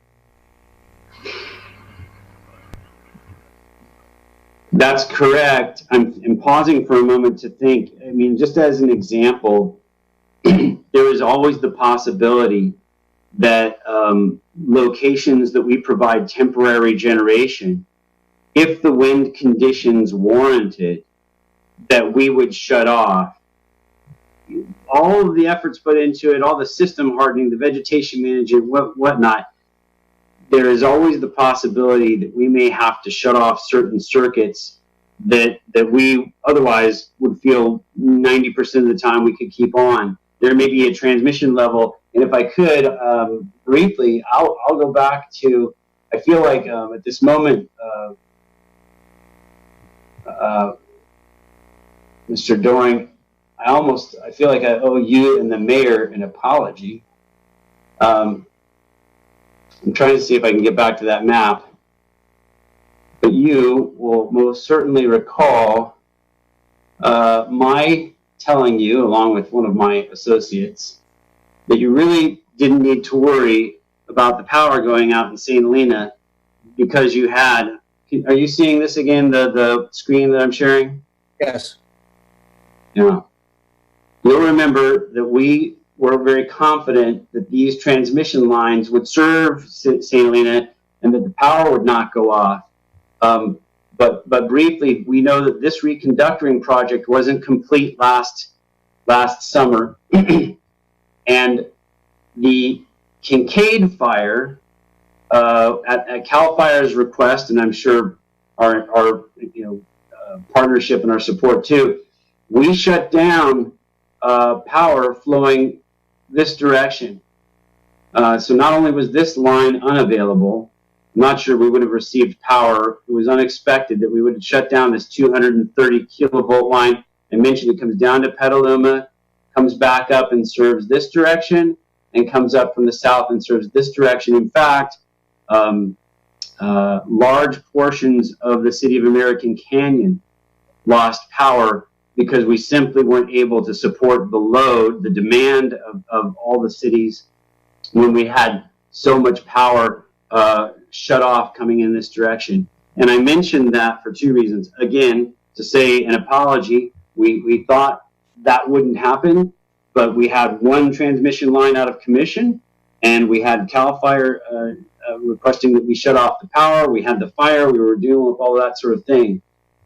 I can't guarantee you always, and the customers, if they say, I need to know if I'm buying a generator, we simply can't guarantee that their power would be on in the same exact way that I can't guarantee that someone isn't going to drive along Highway 29 or Silverado Trail and run into one of our large poles or one of our transmission poles, which happens from time to time, and it may take out power for 24 hours. Those things happen, and I don't want to guarantee anyone that we will provide power 24 hours a day, 7 days a week. Thank you. Mr. Doring, does that satisfy your question at this point? I was going to look for other hands, unless you have more comments. No, but it's getting closer. I think we're running behind on time, Mayor. So we're probably have to move forward. Yeah, that's my feeling as well. But I think we can circle back with PG&E and keep this discussion going. I'll take a quick look and see if there's any other council comment or question. I'm not seeing any. So we'll move forward, and thank you very much for this presentation. And we will be circling back and just making sure we're in dialogue as we move forward. Thank you. Thank you, Mark. We will continue that with you. Yes, thank you. Okay, very good. We'll move now to our staff briefings, and we're going to start with a fire preparedness update by Fire Chief John Sorensen. Morning, Mr. Mayor. Can you hear me? We can, yes. Okay. Thank you, Mr. Mayor, Mr. Vice Mayor Doring, members of the council. Just have an update on preparedness and the status of the fire department. We currently just recruited 6 new firefighters. 3 are from out of town and work shifts during the day, and 3 are in-town firefighters that live in the area that can respond to calls, bringing our total to 27. 21 of them are in town and 6 are out of town. We just received a new wildland engine, a Type 3 engine. That's the typical one you see CAL FIRE driving, the 4-wheel drive that you see running around up and down the state. And we sold our old Type 3 to Dunsmuir. They just picked it up last week, sold it for $80,000, which goes into the engine replacement fund. The Type 6 is a new brush rig, and that's like a Ford F550 dually with 300 gallons of water, just a little toned down version of the Type 3.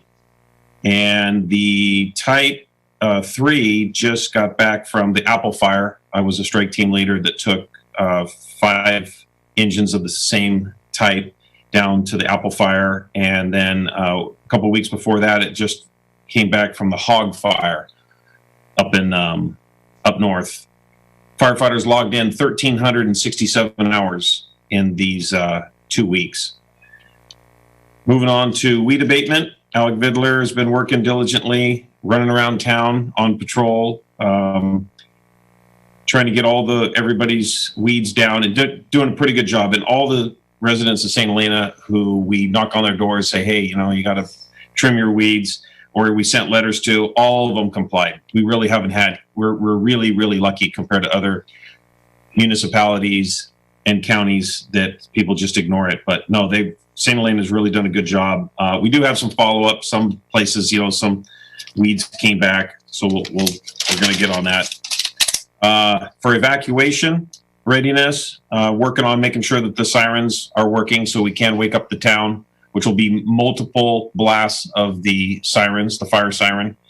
One is at the courtyard, and then one is here at the old city hall, making sure that the backup generators are working, since we had the small fire at the old city hall. The generator is at the police department, runs through the city hall, then back up to the siren. So I'm working with Public Works with that.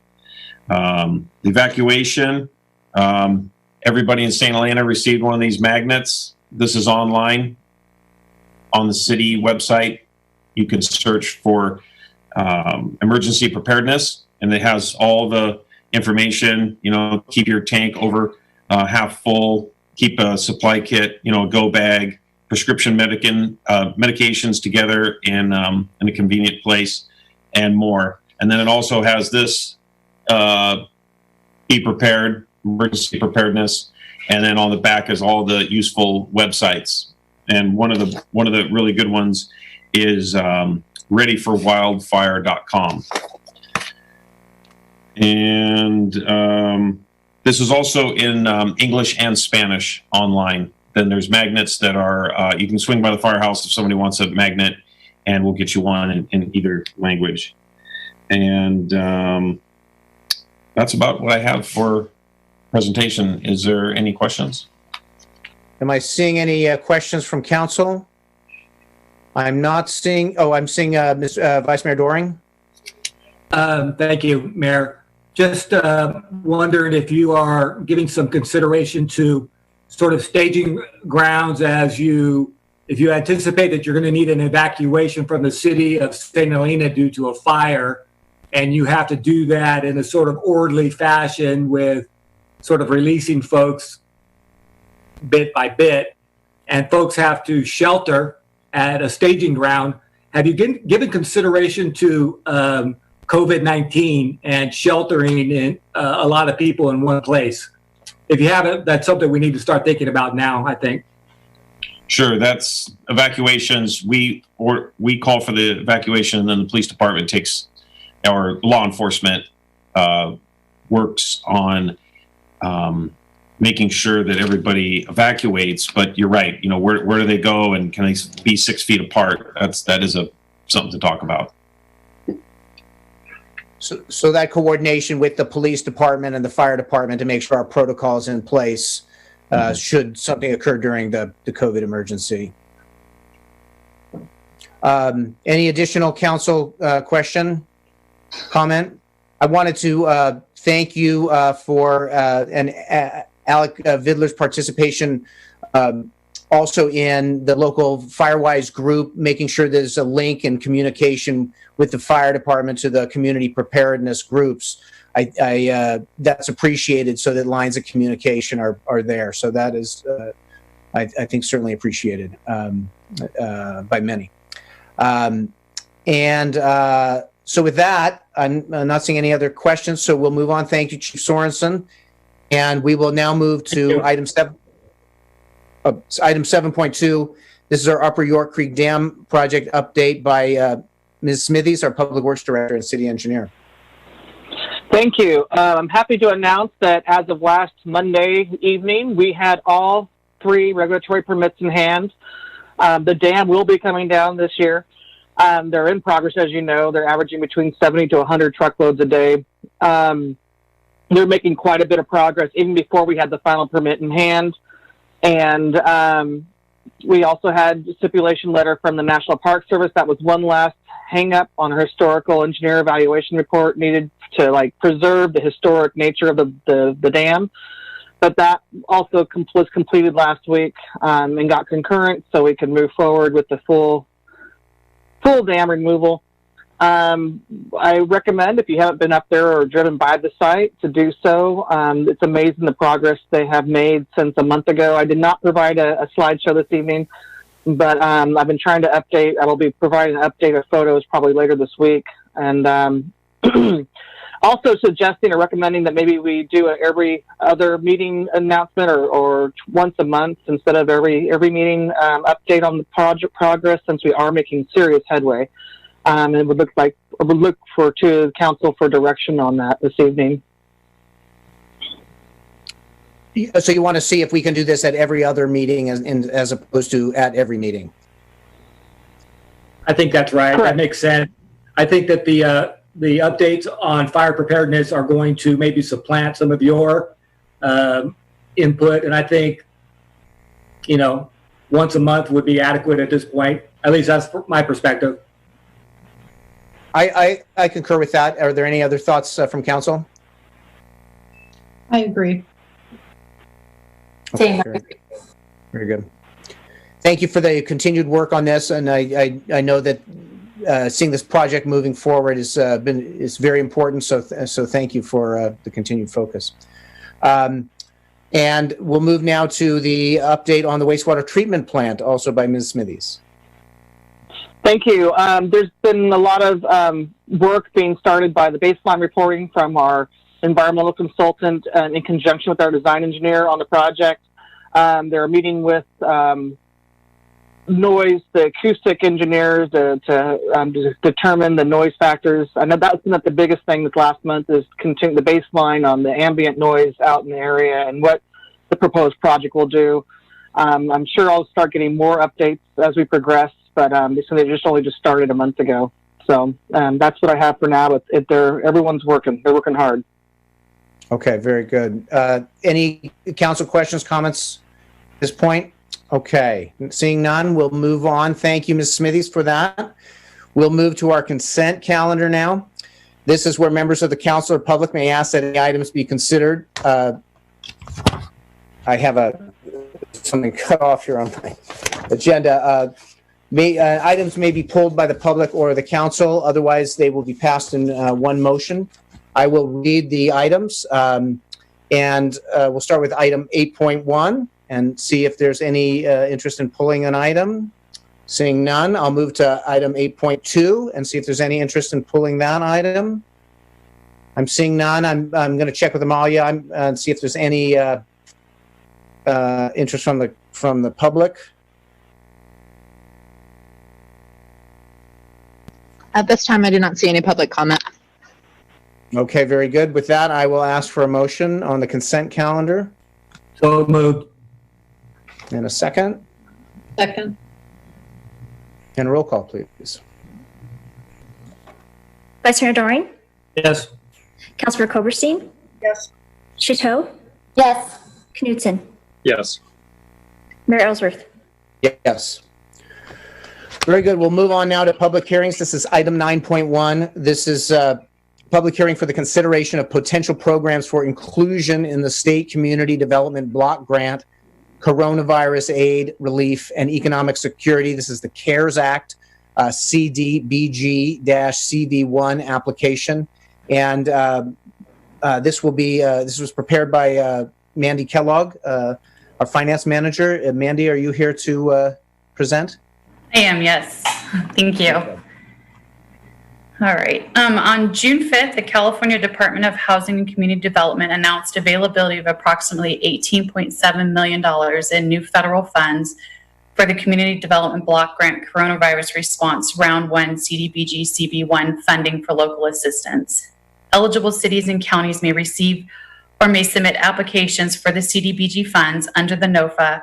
An allocation of $74,487 has been made available to the City of St. Helena through an over-the-counter application process, which can only be used for assistance to businesses and micro enterprises impacted by COVID-19 stay-at-home orders and shutdowns, public services related to COVID-19 support, facility improvements related to COVID-19 healthcare and homeless housing needs, acquisition of real property to be used for treatment of recovery of infectious diseases to the response to COVID-19.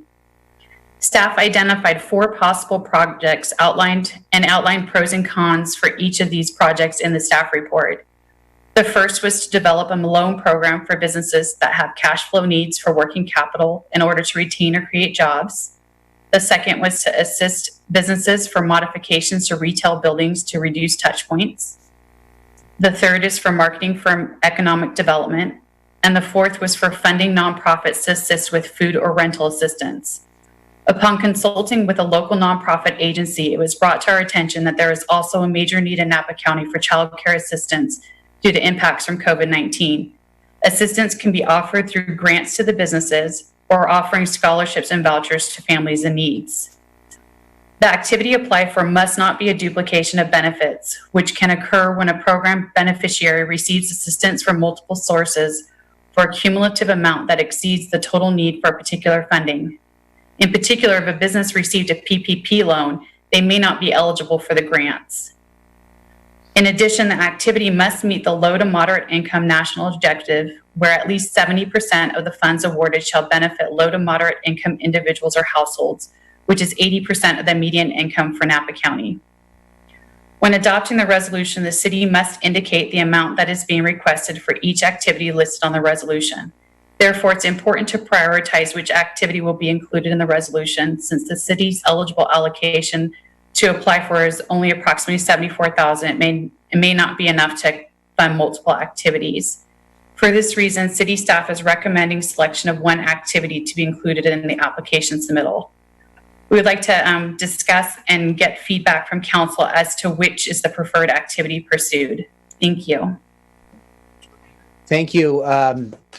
Thank you for that. We'll open it up to council questions and comments. Are there any initial questions and comments from council?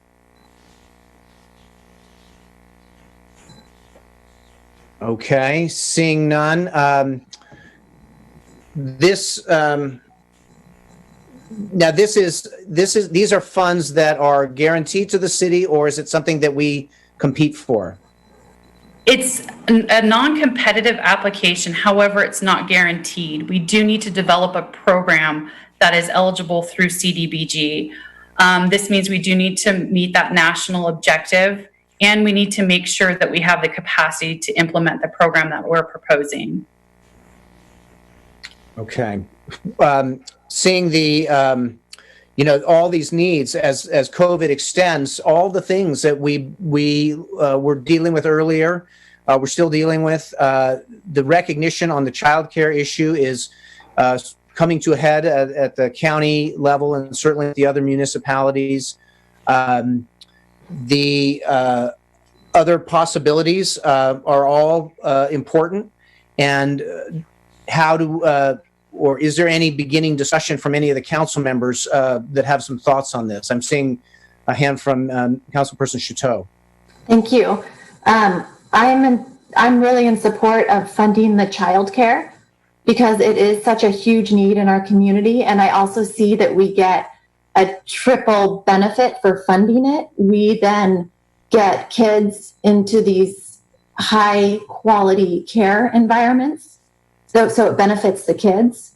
It benefits the parents because they need somewhere they can trust for their kids to be. And then it benefits the economy because parents can then actually get work done when they know that their kids are being safe and cared for in a quality spot. And as I understand it, we have spots available and then we have parents who cannot afford it. So we're also going to be supporting all of these childcare facilities that are struggling, as we heard in that public comment that was very moving. And so I see a really big win by focusing on this program and supporting it. That's why I'm in support of it. Thank you. Any other thoughts here from council? Councilperson Koberstein? I agree with Anna's comments. I would also like the staff to investigate and maybe come back to us of the current status of the funds in the business loan program. There may be funds there that we could decide to apply to other purposes, food security, whatever. But if we could have an update on that, I would appreciate it. Maybe at the next meeting. What your would be. I would support that as well. I think looking at where we are with that other fund and being nimble as we move into this environment coming up here. Mark, did you have a? Well, we can provide you an update now. We have loaned $140,000, and the commitment was up to $300,000. So we have $160,000 that is at the moment not loaned out to any of our remaining businesses. And so the grant would be not a loan, but our loan program is a no interest loan program. That's correct. CDBG would allow for grants up to $20,000, but again, they can't be a duplication of benefits. They said that other states have taken a very hard stance that if you received a PPP loan that you would not be eligible for these funds. California hasn't taken that stance, but they did say you do need to prove that you have a different need now than you did at the time that you applied for the PPP loan in order to be considered not a duplication of benefits. I'm going to support the idea of perhaps coming back at the next meeting to look at what may need to be done. This is a very fluid environment in terms of impact and need. And so we may want to have this conversation at the next possible meeting to see where dispersal of funds could go. Any thoughts on that? Need to make a decision now. I'd like to mention that this application is due by August 31st. Right. We don't need to have everything solidified at that point, but we do need to have a general idea of what we're going to be applying for by the August 31st deadline. So I'm going to jump in and take public comment now, and then we'll return and circle back on this discussion. What I was trying to get to, Vice Mayor Dorr, was recognizing that we have to move forward on this, but the overall conversation with the other funds we may want to look at the next meeting. So I'll open this for public comment. Amalia, are we seeing any public comment? I don't see any at this time, but let's give it just another minute.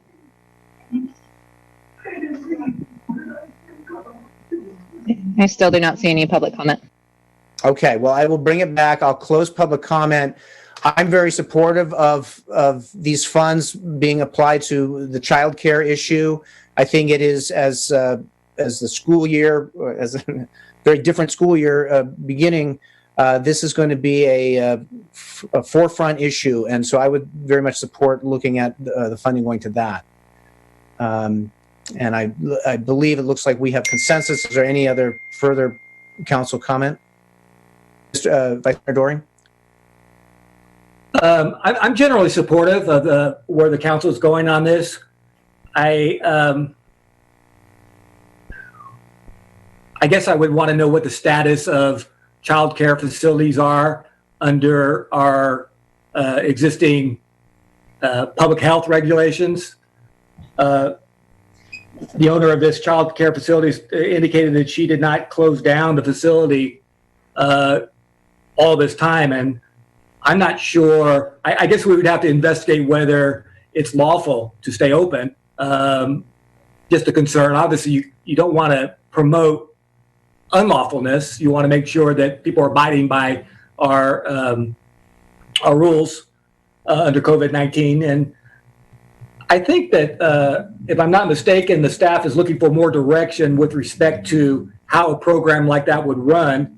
It's under the category of sort of a loan program. Staff is indicating that they don't believe that they have the capacity potentially to run an economic development program. It's not a whole lot of money, and it seems that we might have to hire someone else, which seems tragic, unfortunately. I wish we could just do this in-house, but I would like to hear more from staff on the ability to roll something out like this. I mean, I wish it was $700,000 and we can go and get somebody who does this all the time. Maybe I want to hear more about just the logistics. It's not just a matter of writing a check to the child care facility. It's a matter of setting up a little bit of a daunting program, as I understand it. So, yeah, if we did sorry. I'm just going to jump in quickly, just from my conversations with the county and the other municipalities and the nonprofits that have been advocating for this. I think that we could really lean to perhaps the Elk Valley Family Center or Preschool or some of our local nonprofits to help craft a program that's consistent with what's happening in the other municipalities in the county. So I just jump in with that I think there is a possibility of some working together that way. But I'll step back and Mandy, if please. Yeah, if we do partner, or if we do a program of that path, we do need to partner with a nonprofit agency in order to be successful in our application. CDBG looks at them to be the expert, and they consider them to be the vehicle for implementing the program. We basically are the recipient of the funds. We'll have a sub-recipient agreement with a nonprofit agency, and they will be the ones who are actually looking at the income guidelines to make sure people qualify and distributing funds to either the families or the businesses. Thank you. And I'm seeing there's one public comment. I'm going to reopen public comment, and then I'll come back to you, Ms. Koberstein. Amalia? Yes, just 1 moment. Go ahead, Mila. Yeah, this is in response to Mr. Paul Doring about what are the regulations that we're following for childcare centers. And I see now that most of the childcare centers in Santa Elena are open, and some in Napa too, trying to survive, as I said before. But we're following all the regulations that Department of Social Services are requesting. Parents are not allowed to get inside the daycares. We're hiring more people to clean, disinfect, trying to keep children on social distancing, which is difficult when they're smaller, but as much as we can be wearing masks and be clean, we have prevent any infectious or any kids from getting sick. We don't allow any kids with runny noses, a cough. I mean, they have to be clear with doctors. So far it's been working, and thanks to us, many of the parents can go back to work. That's why their doctors and nurses start working, because we're taking care of their kids. So right now, since it's no school, parents needs to be teaching their kids at the same time they're working. So what licensing or Department of Social Services are doing are allowing childcares to have few kids in the classroom and supervising to be sure they're doing homework and they're not alone at home and unsupervised.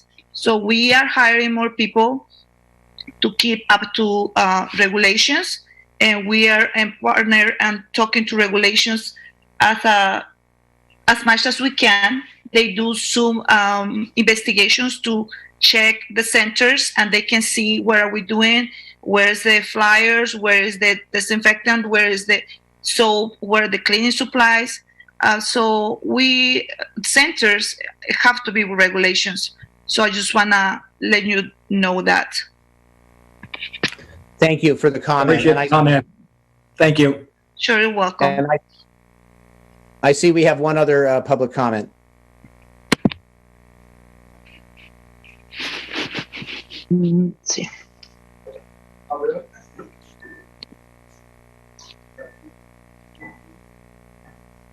I mean, just one moment, having a little trouble. Okay. Thank you. Ms. Ahmann, go ahead. I'm seeing she's muted. Can you hear me now? Yep. Great. This is Jenny Ocone. I'm with the Up Valley Family Centers. I'm also on the First 5 Napa Commission, which focuses on the needs of children 0 to 5 in Napa County. And I just wanted to thank the council for considering this issue. I did submit written public comment in support of it. I also just want to make you all aware of a local nonprofit organization in Napa County called Community Resources for Children.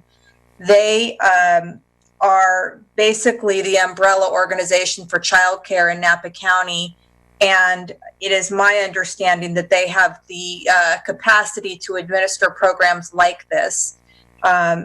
They recently made a presentation to the First 5 Commission and then to other community partners, letting us know that, pre the pandemic, there was already a need and a demand for childcare that we couldn't supply, that current providers couldn't supply. One licensed slot for every 4 children who needed them. And with this pandemic and the strain that it's been putting on our small childcare businesses, the financing for the the extra cleaning supplies, as well as extra staffing or reduction in number of kids that a center could actually take, or being closed for months at a time, all of these things have made it so that the fabric of the childcare environment is very fragile right now. And so I think that there's a number of local organizations concerned about stabilizing that sector for our entire community, and that's why I'm in favor of the council supporting the effort, and encourage you to seek more information from Community Resources for Children. Thank you. Thank you. So I believe, Amalia, we're seeing no further public comment? That is correct. There's no further comment.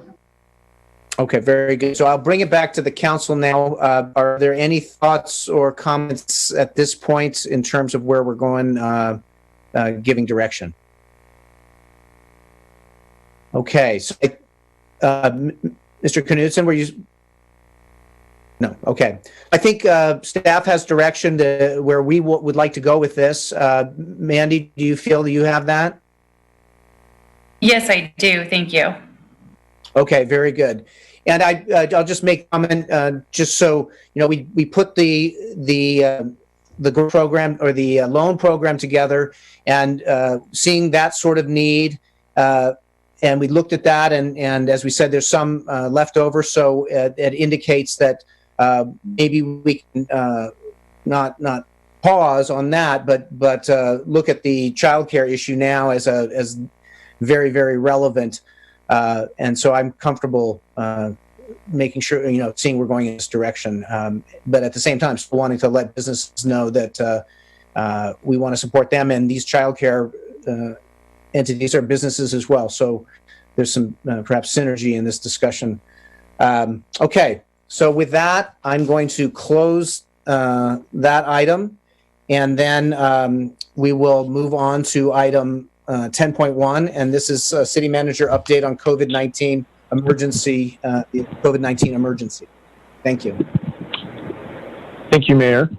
I last presented to the City Council exactly 4 weeks ago, and at that time we had 12 new cases on July 14th. Today we are reporting 55 new cases in Napa County, and 4 weeks ago we had a total cumulative positive count in Napa County of 530. That number today is 1,129, so slightly more than half, essentially doubled over the last 4 weeks. Napa County remains on the monitoring list, which means that essentially all of our indoor operations remain closed. We need to be off of that list for 14 days, and we have not met the criteria for a first day yet, so it's going to be a little longer before we are off that list. The good news is the new case count in California seems to be reducing in the last couple of days, so that's good news, and hopefully good news for every county across the state down the road. Today, we began to distribute some new informational signage, so you'll see some new signage downtown, and in the coming days in our parks that will replace some of the A-frame signs. So it's a more elegant, bilingual, hopefully more attractive sign that will communicate to our residents and our visitors that when we practice safe social distancing, face coverings, and avoid gatherings, that we're all in it together, and those practices have an impact. So we remain closed at City Hall. We've provided some new information on our website. The library remains closed but available for checkout materials, and so we're essentially in a pause mode. I'll stop there, and I'm happy to answer any additional questions you have. Any initial comments or questions from council? Mr. Knudsen? I just wonder if we could have the Dr. Reducio. I sent an email about this. I wonder if she could join in to one of our meetings. She came early on 6 months ago, 5 months ago, whatever it was, 4 months ago. I'd love to hear from her. It's great to hear about, sort of transmission, this, that, the other thing, face coverings. I just wonder about the county's track and trace program and mortality in our county. And I want to address rumors that are also tend to fly around town. Thanks. And as we do work through, all our health services are through the county, I think that makes sense to have a conversation with Dr. Relucio and being able to present directly to our council and our community. So that's something we can push forward that conversation. Any other council comments, questions at this point? I'm going to open it for public comment in a moment. This is extending out in ways that, we all thought we were prepared for something a certain length, and it's much longer. It's going to take the same dedication that we got into with, like a long distance race, and we have to keep our stride. It's going to take creativity, proactivity, innovation, patience, persistence, and a word that I think is very important in all this is gratitude, and remembering how much our community does, all the different aspects of our community, our nonprofits, our community groups, our faith-based groups, our schools, our food banks. Everybody is continuing to work and work through this, so it is most appreciated. One of the issues that I want to talk about, it touches sort of on the child care issue, but looks at youth activity. I know that this is going to be a very strange school year for folks, and I want to make sure that our young people, full spectrum of our community, have access to all the activities that are available and appropriate under COVID. And my hope is that we can create some type of a comprehensive document or some kind of a comprehensive spot where families with youth can go and find activities that matter or that would be interesting to their young folks. I've begun compiling a list. I know that the city recreation has lots of resources. I just wanted to check in with the city manager and see if there's a thought of how we could put something together to make sure there's access for everybody, sort of one-stop shopping for youth activities. And also things like talking groups, for not just sports or activities that way, but also getting together to talk about this situation. As I know, Mentis and Teens Connect have some programs, and how do we find all the programs and create a hub? I don't know, Mr. Prestwich, if there's a thought to how something like that might get formed or looked at a next step. I think what we can do is talk to our staff about aggregating various programs, youth-focused activities, and perhaps we can find some innovative ways to share that with our community. Great, thank you. I'm going to open it to public comment. Amalia, are we seeing any public comment at this point? I do not see any at this time. Okay, very good. I'll bring it back to council. Any comment before we move on? Seeing none, we'll move to the next item. And I just want to keep reiterating to the community, let's just keep going. We'll get through this, but we've got to keep working together. So thank you. All right, we'll move on now. We're going to move on to item 10.2. This is consideration of ballot argument on advisory measure regarding hotel motel development on public land located at the corner of Library Lane and Adams Street. This is prepared by our city attorney, Ms. Ueda. Thank you, Mayor Ellsworth. Mayor and Council, this item 10.2 concerns the advisory ballot measure that the Council decided to put on the ballot for the November 2020 election concerning the potential, concerning advisory measure regarding prohibiting hotel or motel development on the city-owned property located at the corner of Library Lane and Adams Street. When the Council adopted the resolution on July 14th, it did contain a number of provisions in it about various timelines and other responsibilities associated with placing a measure on the ballot. Section 7 of that resolution does authorize the City Council or any member of the City Council, as well as other individuals, to submit a ballot argument either for or against the measure. The deadline to do that, as set by the County Registrar of Voters, is this Friday, August 14th, 2020 at 5:00 p.m. During the July 14th meeting, while the council did decide to put the measure on the ballot, discussion wasn't really had concerning consideration of a ballot argument and whether or not 3 or more members of the City Council may wish to author an argument either for or against the measure.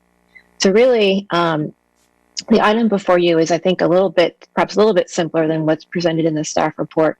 And really the item is whether or not 3 or more members of the City Council do wish to author a ballot argument, in favor of or against the advisory measure that's on the ballot. And the reason why that's important is because if 3 or more of you do want to sign the argument, we would want to schedule a special meeting to have concurrence on the language of that, so that a quorum or more could sign off on that. If there is not a desire on the part of 3 or more council members to author the ballot argument, then the council could still, any individual council member could still sign off on an argument that is drafted either by a council member or by anybody else in the public, and have their name appear in the ballot pamphlet. The ballot arguments are limited to 5 signatures on each side, both pro and con. And there is a prioritization that is given in the elections code for the instance if multiple arguments are submitted. So if, for example, 2 ballot arguments are submitted in favor of the measure, the priority will go to a measure that has been authored by the City Council or by a member of the city council who submits the ballot argument. The second priority is to an individual voter or to a bona fide association of citizens or a combination of voters and the association who are considered the bona fide sponsors or proponents of the measure, which is a typical case when there's an initiative measure that's provided by the voters. The third priority is a bona fide association of citizens. And then the fourth priority are individual voters who are eligible to vote on the measure. So basically registered voters within the city. So again, the issue really is whether or not the council does want to schedule for later this week a special meeting to basically have sign off and agreement on proposed ballot language. If 3 members of the city council are not interested in doing that, then the council, as I said earlier, 1 or 2 individual council members are free to draft and submit their own measures or to sign on to a measure that has been drafted by somebody else within the community. And that's all that I have as a staff report, and I'm happy to answer any questions. Any questions or comments from the council? Ms. Chateau? Question for our city attorney. Do we choose then who would write each side? Because we had different groups in public comment offer to do that for us. So is that also something that as a council we take action on tonight? So I think if the council as a whole, or meaning 3, 4, or 5 of you, are interested in signing on to a ballot argument, then I think you can have a discussion as to who would potentially author that argument and how you want that to come back to you. So I think that's a primary issue. Is if you're interested in signing on mainly as an individual, then of course council members could sign on individually to arguments. So typically the way that this happens when this isn't a situation where there are potentially, when it's an advisory measure, is, for example, if there's a measure that the council really wants to put on the ballot, is typically the council would decide as a whole whether or not to submit the ballot argument, in which case the argument would come to the council, and then it would be agreed to and signed. Or alternatively, there could be a group of sort of local citizens who form a campaign committee, and then 1 or 2 members of the council may wish to sign on to that, as well as other leaders who are within the community, usually as a part of a campaign committee. Typically, in my experience, the ballot argument drafting and process does occur outside of the city council meetings. However, if there is a desire on the part of the council to have 3 or more members sign it, then we bring it to the council for consideration. And if the council were to remain neutral on the issue, then the ballot arguments would be crafted by others. And so there will be, on the ballot, there will be arguments for and against, regardless of what we do. If we decide not to, somebody else will craft a for and against. Is that my understanding?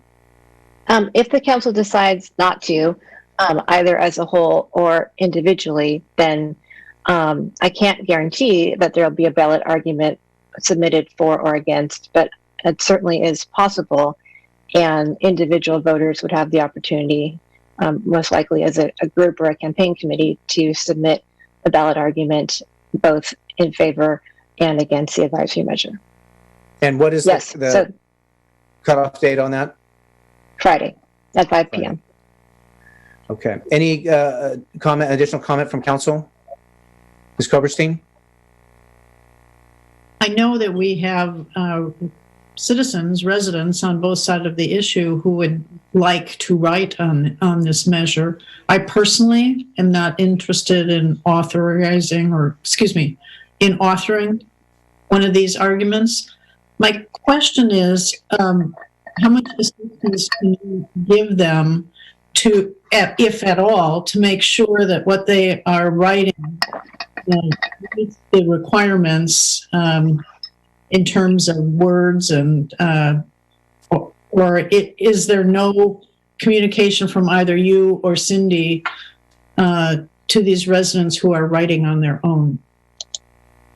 Councilmember Koberstein, you broke up a little bit when you were asking your question, but I think your question was essentially whether or not the people who are writing the arguments are provided with any particular details or specifics as to whether or not they're in compliance. So the elections code does set a word limit on the argument as 300 words, which is provided for in the council resolution that council adopted on July 14th. And there are standards concerning word count as well as the number of people and basically the titles that can appear underneath the person's name. But other than that, the ballot arguments are not then reviewed for accuracy, I suppose. I don't know if that was one of the questions that you asked, but they're not reviewed for their substance. Yeah, but they would be given the basic rules about the word count and yes, the basic rules are provided and they're set forth in the resolution. Yes. And who would make the determination if a number of these were submitted? Who would make the determination? So typically the process that is set forth in the elections code is followed. I think the potential difficulty, and we would probably want to consult with the county registrar of voters, is if there are multiple arguments, that are submitted by a group or individuals who sort of are of the same priority class, if you will, in the elections code. I think we would need to do a little bit further research in terms of how specifically that sifting occurs, that prioritization occurs. Okay. If there's no further, council comment or question at this point, I'm going to open it to public comment and see if there's anybody there with comment. Amalia, are we seeing anybody?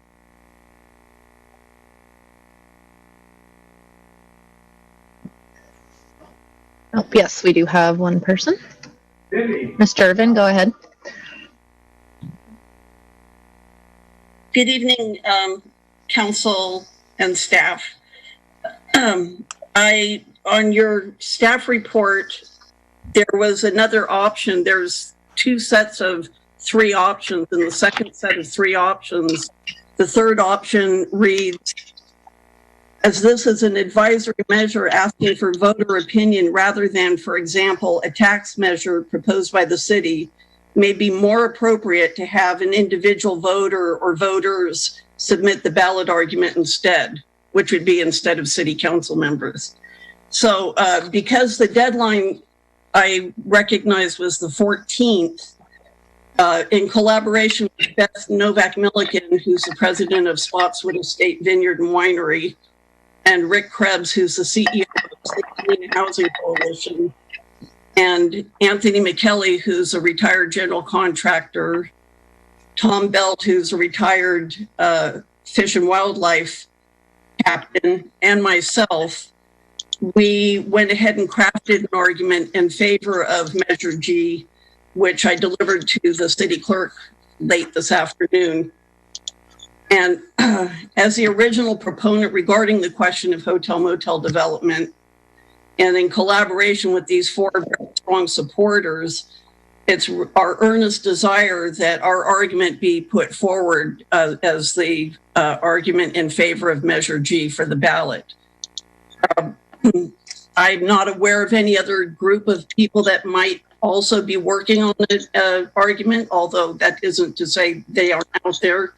I would just be surprised that I hadn't gotten wind of it, but again, it's certainly a possibility. Anyway, our argument is actually under 200 words. It's very concise, and there are 5 signers on it. If a city council person wanted to get onto that with us, one of us, myself even, would be happy to withdraw my name and have one of you put your name on it. That doesn't seem likely to me, but I'm certainly open to that. So I'm asking you tonight to let the citizens be the ones to put forward the argument in favor of. And as I said, we've already drafted it because Friday is the deadline and we wanted to put some thought into it. And with COVID, we couldn't get together for coffee and sit down and hack it out. So there it is. We think it's suitable, and your city clerk has it if you guys want to review it and see what you think. I hope you decide to go with our argument. Thank you. Thank you.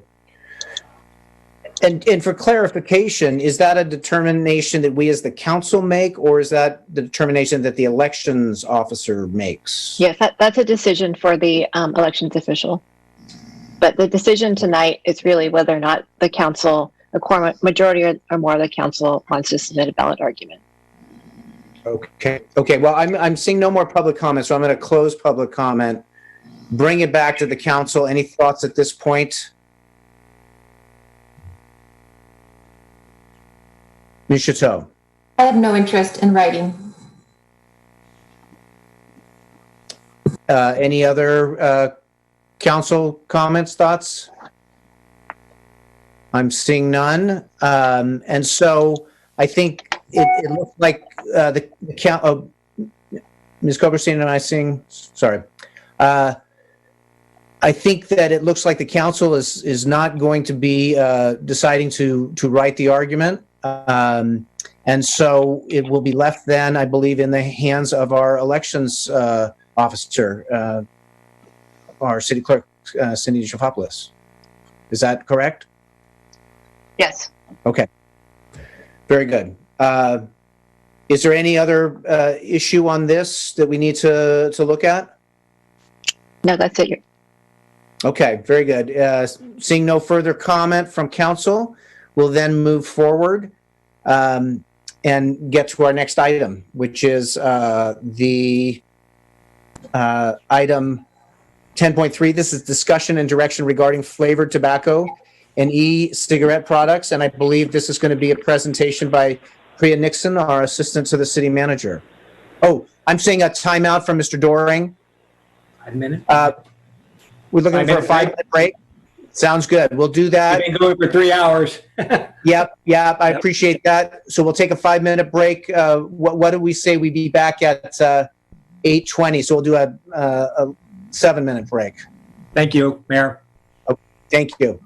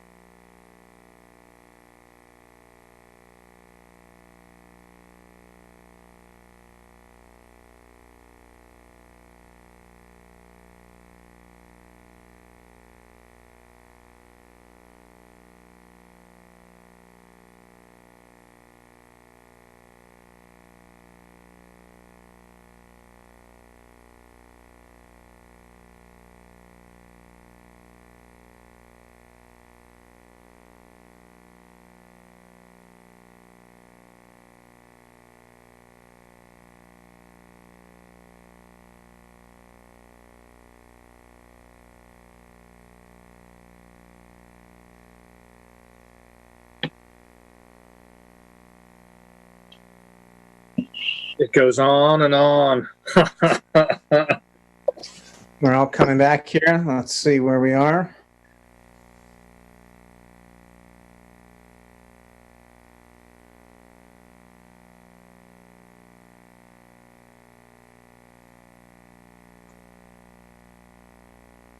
Okay, we've got almost everybody. I think we're looking for Anna and Mark. Okay, we have Mark.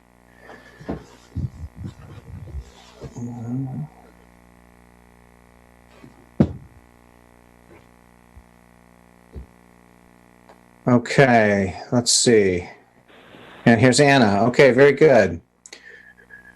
So we're all back, and we are going to be getting into item 10.3. This is discussion and direction regarding flavored tobacco and e-cigarette products. And this is a presentation prepared by Priya Nixon, our assistant to the city manager. Good evening, Mayor Ellsworth and members of the City Council. I'm here to talk about flavored tobacco and e-cigarettes. What I've done in the staff report is, so this item came to City Council in January of 2020, and we provided some information on previous legislative action that the council has taken, the health impacts of flavored tobacco, and some information on what surrounding municipalities have done. And then we offered sort of some information on 5 policy options, and out of that conversation there was some direction on that and then some follow-up questions. And so what I wanted to do was just kind of go over what some of those follow-up items were, and to at the end we have 3 policy options to move forward, and we can talk a little bit more about what type of direction staff would need based on that, based on what the council's interests are. So in terms of the outreach, what I've done is I was asked to bring back a model ordinance, and so I have attached a model ordinance of what banning the sale of flavored tobacco would look like. Since I came to do my presentation in January, there are now over 80 municipalities, cities, and counties who have enacted this ban, and they do it in various ways. One of the ways involves Tobacco Retailer License Program, a TRL, which I'll talk about in a bit. And I also just wanted to touch a little bit on what's happening at the state level. So the state has introduced SB 793, which would ban the sale of flavored tobacco. It passed in the Senate. It's currently in the Assembly. It just recently, a few days ago, went to the Assembly Health Committee. And I believe the Assembly has until the end of the month to pass it, and then it would go to the governor, and he would have until the end of September. One of the outcomes of the Senate Health, of the Assembly Health Committee was there were some exemptions that came out of it, including premium cigars and pipe tobacco, as those are primarily targeted towards people who are older. And as you may recall from my original staff report, one of the marketing techniques of flavored tobacco are flavors like bubblegum and candy and cotton candy, and so those are more favorable towards youth.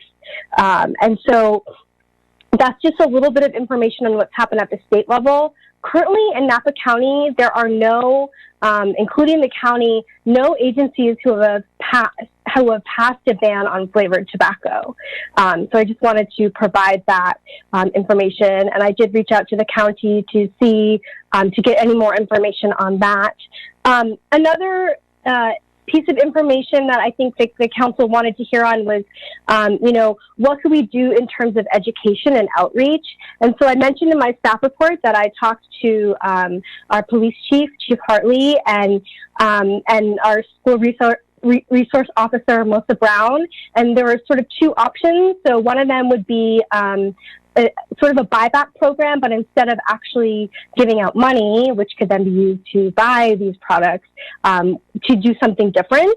And then also Chief Hartley said that he could issue an order where there could be like a don't ask, don't tell, where anyone with a vaping device or flavored tobacco could hand that in. And so I just also wanted to remind everyone that in 2016, California enacted the Stop Tobacco Access to Kids Enforcement Act, which does regulate e-cigarettes in the same manner as other tobacco products and prohibits the sale of any tobacco product to any person under the age of 21. And so I just wanted to remind everyone of that. And I guess the other thing that I wanted to sort of just explain, because I think it can be a little confusing, is like, what is flavored tobacco? And flavored tobacco is it can be anything from like a flavored cigar to something that's in a vape that you put in an electronic cigarette. So it has a very wide definition. And I just wanted to, I think it can be kind of confusing. Oh, vaping, flavored tobacco. Flavored tobacco is in a lot of different types of tobacco. And so I think that's helpful for the council to hear.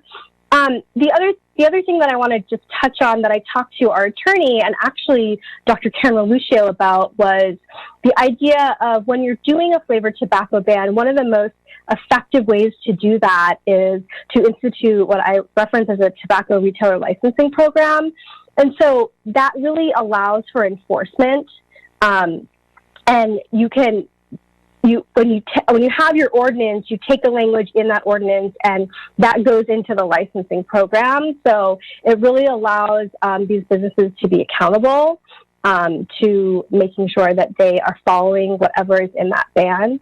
And so what I've done is we sort of put together some information on some options to move forward, and I would be curious to hear what your thoughts are. So I'll just read those out loud.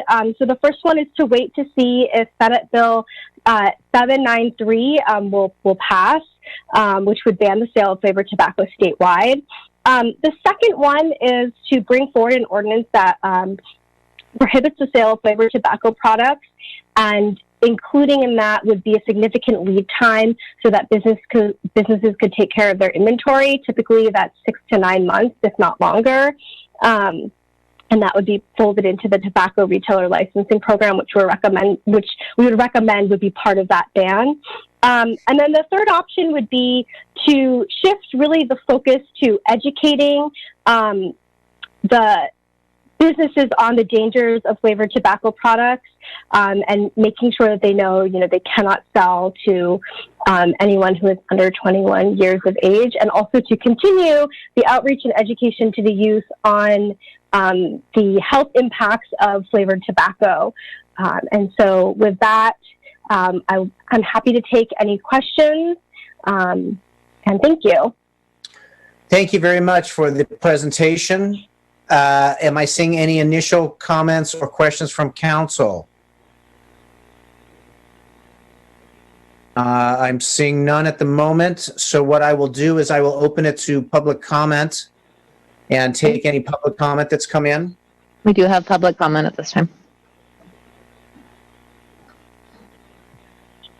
Okay, just one moment, Ms. Monet.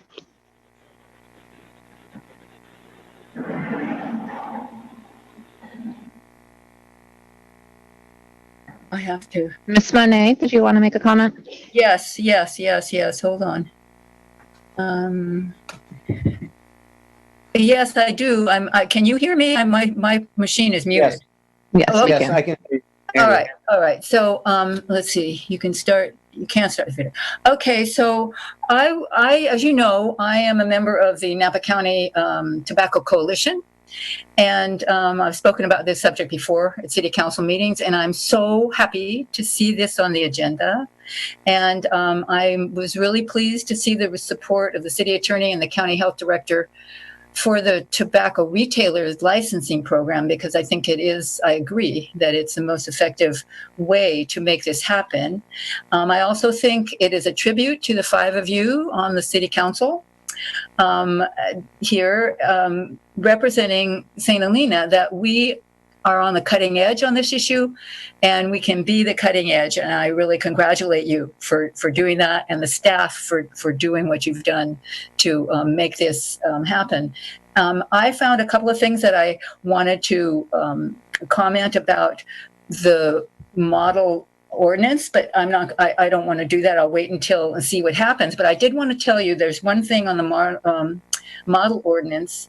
The County of Marin has they have a program that makes them able to monitor each tobacco retailer at the level of one time per month.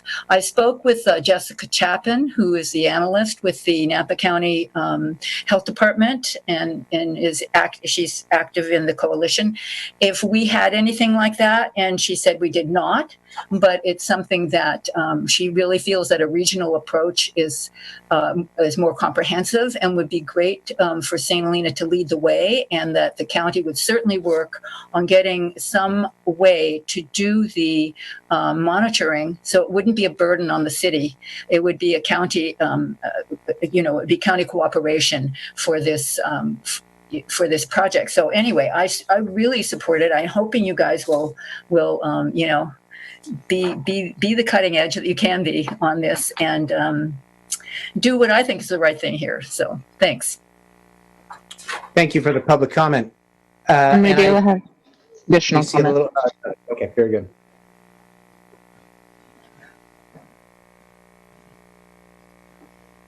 Hank, go ahead.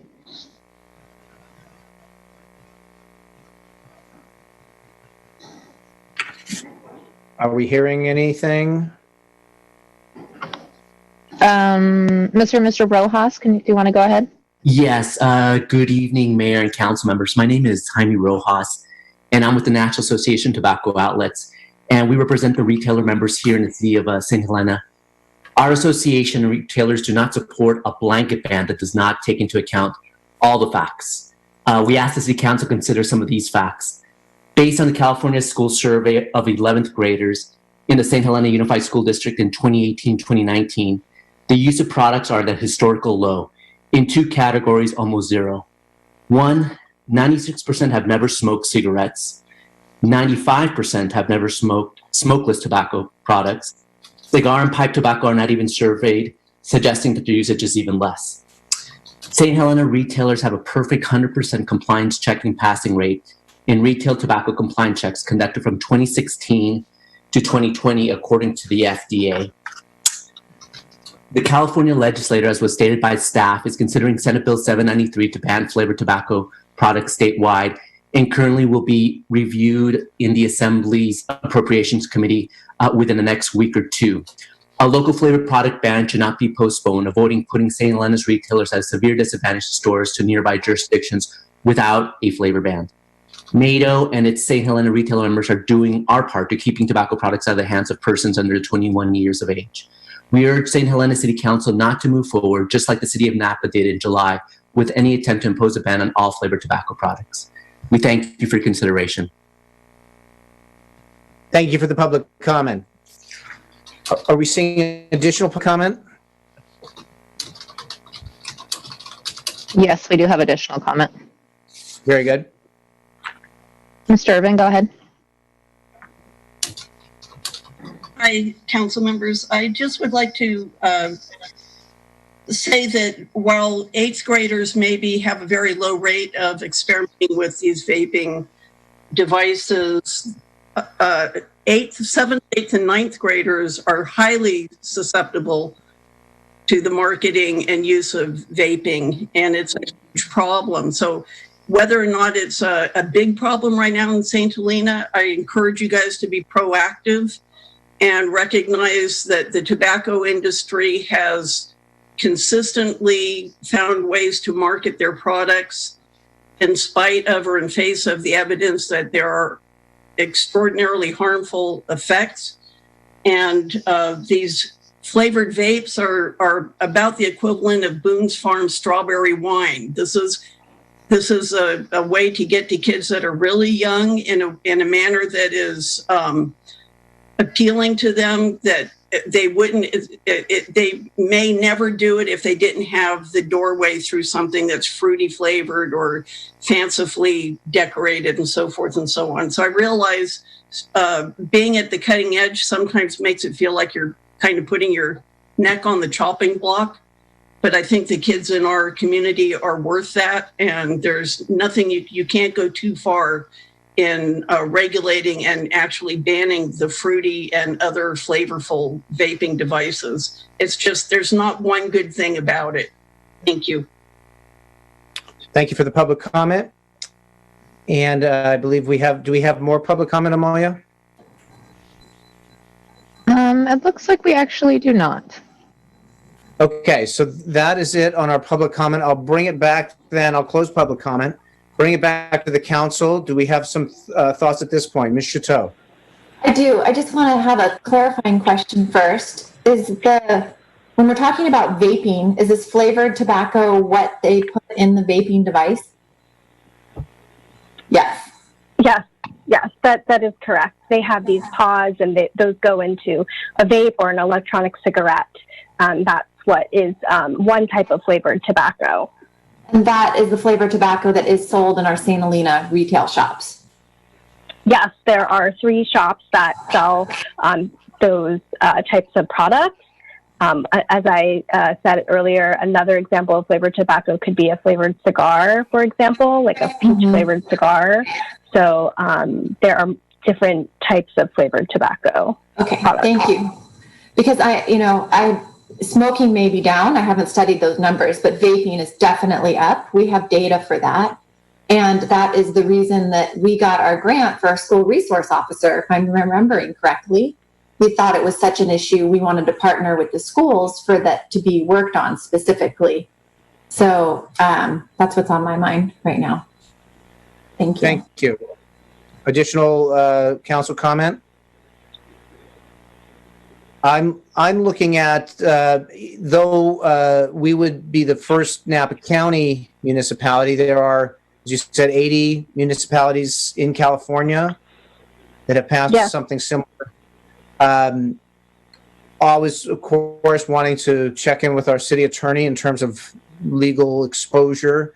Does the fact that it's gone through other cities give us some comfort in that some of these issues have been vetted in terms of legal exposure?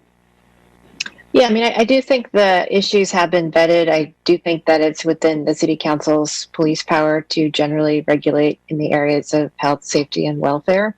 And that's basically the essence of what other cities that have done this, that's been their justification for doing so. And our retailers in our town have other products that they sell, other means of income. Is my understanding that this is not something that is a sole revenue source for anybody. Correct. Okay. Any other thoughts from council? Could somebody clarify what Napa recently did with its ban on flavored tobacco, if anything? I saw a letter from Fiscal Paris attaching an article saying that they have banned flavored tobacco, but the gentleman who just spoke indicated that Napa did not do something. Could somebody elucidate that issue, whether they have or have not? That would be great. Thank you. Yeah, I'm happy to answer that question. So Napa did bring forward a first reading of an ordinance that would ban the sale of flavored tobacco products.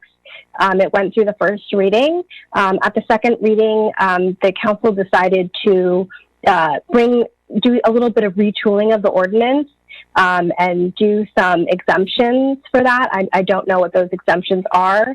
And then they would bring that back at a future meeting. So that's why they have not officially passed anything. Thank you very much.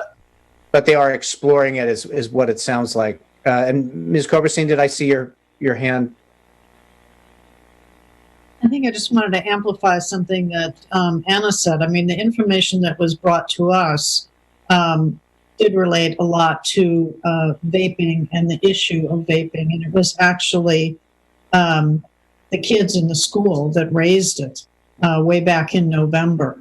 And so the argument that smoking is going down, I think that's really missing the point.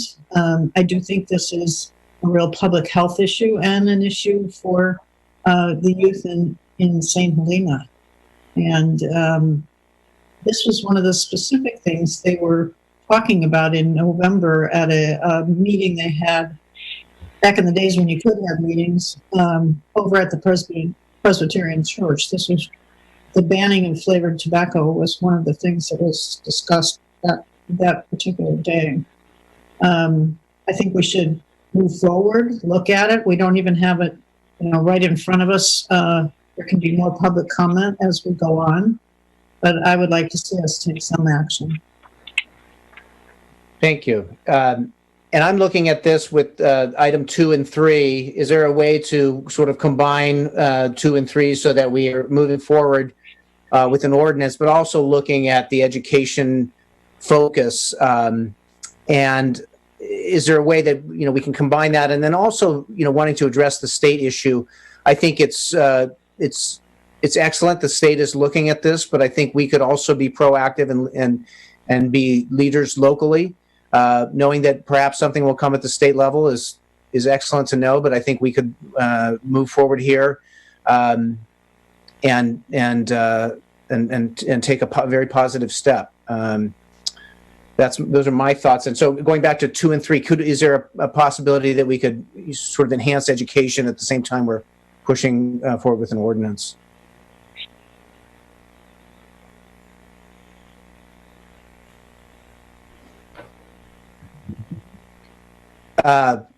Priya, are you? Yes. Oh, I'm sorry. Yes, absolutely. We can definitely bring back an ordinance for this. And we can also, I can do some outreach and talk to our school resource officer and our police chief to see what other type of education that we can do, and also touch base and see what the current enforcement looks like as well. One thing I did mention earlier is that I think it's beneficial, and the most successful programs have been where there is significant lead time for the businesses to be able to plan for any changes in inventory. So I think that's important. I think that's helpful information. So I'm happy to, if there's consensus and direction, to work on items 2 and fold in items 3 as well. That sounds good. What do you? Go ahead. Sorry. Oh, go ahead, Mr. Vice Mayor. I was curious what you thought a significant lead time would be. Sure, that's a great question. Most cities, most agencies give 6 to 9 months for this. That's what I found in my research.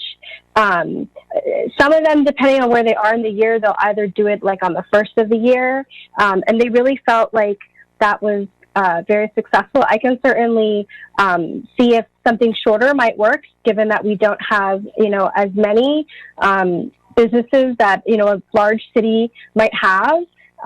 Is there a recommendation or a preference that you might have, or feedback on that timeline? I would.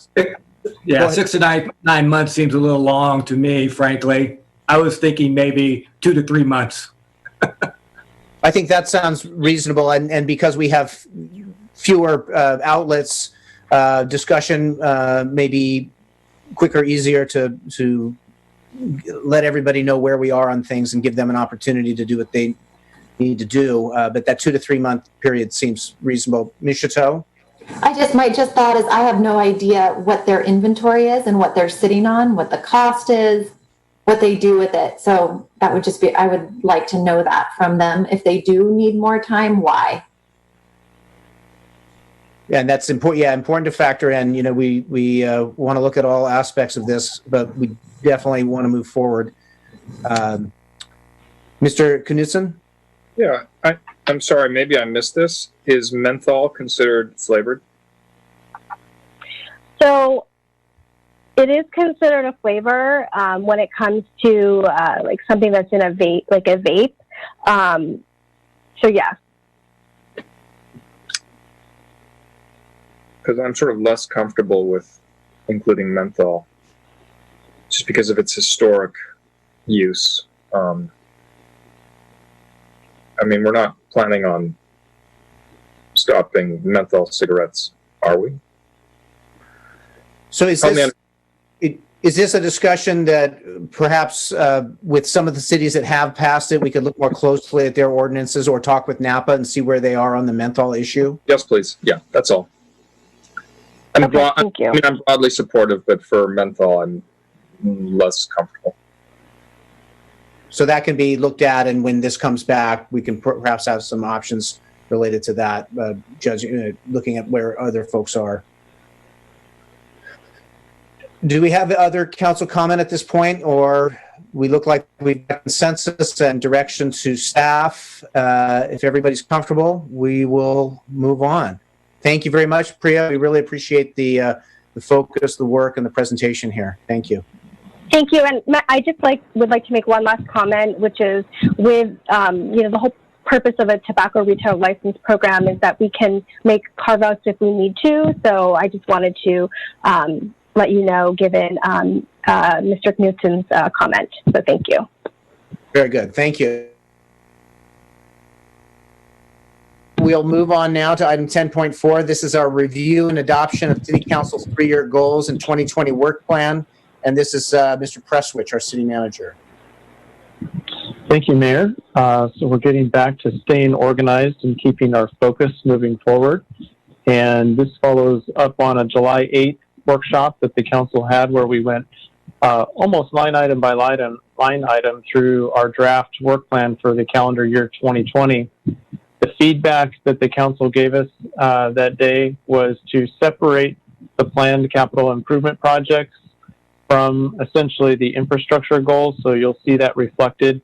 We've created a separate CIP location for all of those projects near the end of the attachment. We also were asked to add a climate and environmental goal. So the goal statement is a draft. So we would direct your attention to the way we've prepared that. And we're happy to receive feedback on that. And also to review the goal tasks and dates to ensure a realistic time frame. So there have been a few that have been touched up from a date standpoint. So a couple of other things that I wanted to point out, if you drop to goal 2, the housing related goal, 2B, it's prioritizing the housing white paper and the general plan housing element recommendations. So our staff has worked with council members Knudsen and Koberstein in the last week to refine and prioritize a list of work items out of the general plan and the white paper recommendations. And we anticipate bringing the council a recommendation which would add about 15 additional to-dos in the current calendar year to the housing goal. These are simply, again, white paper recommendations and housing element recommendations. And we would anticipate bringing that to you on the afternoon of September 22nd at approximately 3 or 4 o'clock in the afternoon, doing a workshop in advance of that council meeting, if we could schedule that time. And then secondly, a similar discussion is planned for the climate initiatives. So the goal 6, support initiatives that respond to and plan for climate change. We have a general plan climate action chapter with more than 50 specific recommendations and tasks. And we have gone through a very similar process. We're anticipating bringing that same conversation to you. And we anticipate having a number of items that would fit underneath that specific goal number 6. We've also preserved what I'm calling the other category, where we have items like flavored tobacco, VMT thresholds, 5G ordinance, steps on City Hall replacement. It's a catch-all category for a number of items. And so tonight, I won't walk through all of those specifics. We're really here to receive feedback on any adjustments that are needed, and we're recommending adoption of this plan. Happy to answer any questions you have. Okay, are we seeing any initial council comments or questions? Okay. See Seeing none at this point, I'm going to then open it up to our, Ms. Chateau, am I seeing a hand? Well, I can ask my question after public comment. I see where you're going now. I'll go to public comment, and Amalia, are we seeing any? We do not have any public comment. Okay, I'll bring it back. Close public comment, bring it back, and Ms. Chateau? Ed, I just wanted to bring up the letter we got from Patrick Ban, the executive director of the Napa County Bicycle Coalition. He wanted us to add some new language to Goal 1Z. And my question is, do we need to add it, or is that already somewhere else? Are we already addressing implementing projects and the bicycle and pedestrian plans to improve safety and increase active transportation in alignment with citywide repaving projects? Is that something we're already done? Or is this something that we would benefit by bringing it up like this, adding it? I'm going to, in a moment, invite our Public Works Director to comment on that. I will say that there are a number of tasks and objectives in our general plan, a number of different chapters where we haven't taken those specific ideas and put it on this chart. And we do have existing plans, like some of the documents that are referenced in that public comment, that have expectations on work for us to consider. And so with that introduction, perhaps Erica can comment on that specific idea. Thank you. Thank you. Thank you, Mr. Prestwich. Yes, the city's general plan does talk to, as we repave streets, that we implement the improvements identified in the bicycle plan, in the general plan, as well as pedestrian improvements. So the city is already doing this work. It's a long-term goal, not just a 3-year goal, council. It is a long-term city plan to put these efforts into action. So I leave it to you to decide whether it needs to be put on your short-term goal list, or if it's just in consensus that this is something that we're continuing to deliver as we deliver our repaving of our streets. Thank you. My thought, Mr. Knudsen. Yeah, thanks for all this, Mark. Ms. Chateau, as you brought up the bicycle public comment and also heard that response, this is a tangential but I think important point, is that, for example, in terms of the bicycle plan, before council, we had some options generated around Spring Street and bicycles. Those now have suddenly gone back to ATSC, so I'd like for us in the future to talk about that, and maybe that's part of the work plan as well. All right, thank you. As I see on the bicycle issue, having it somehow highlighted or memorialized in some way, or maybe the different elements that we're moving forward with get somehow recognized in the document, so that it demonstrates and it helps us remember where we are in trying to move to a more bikeable, walkable community. I don't want to add more.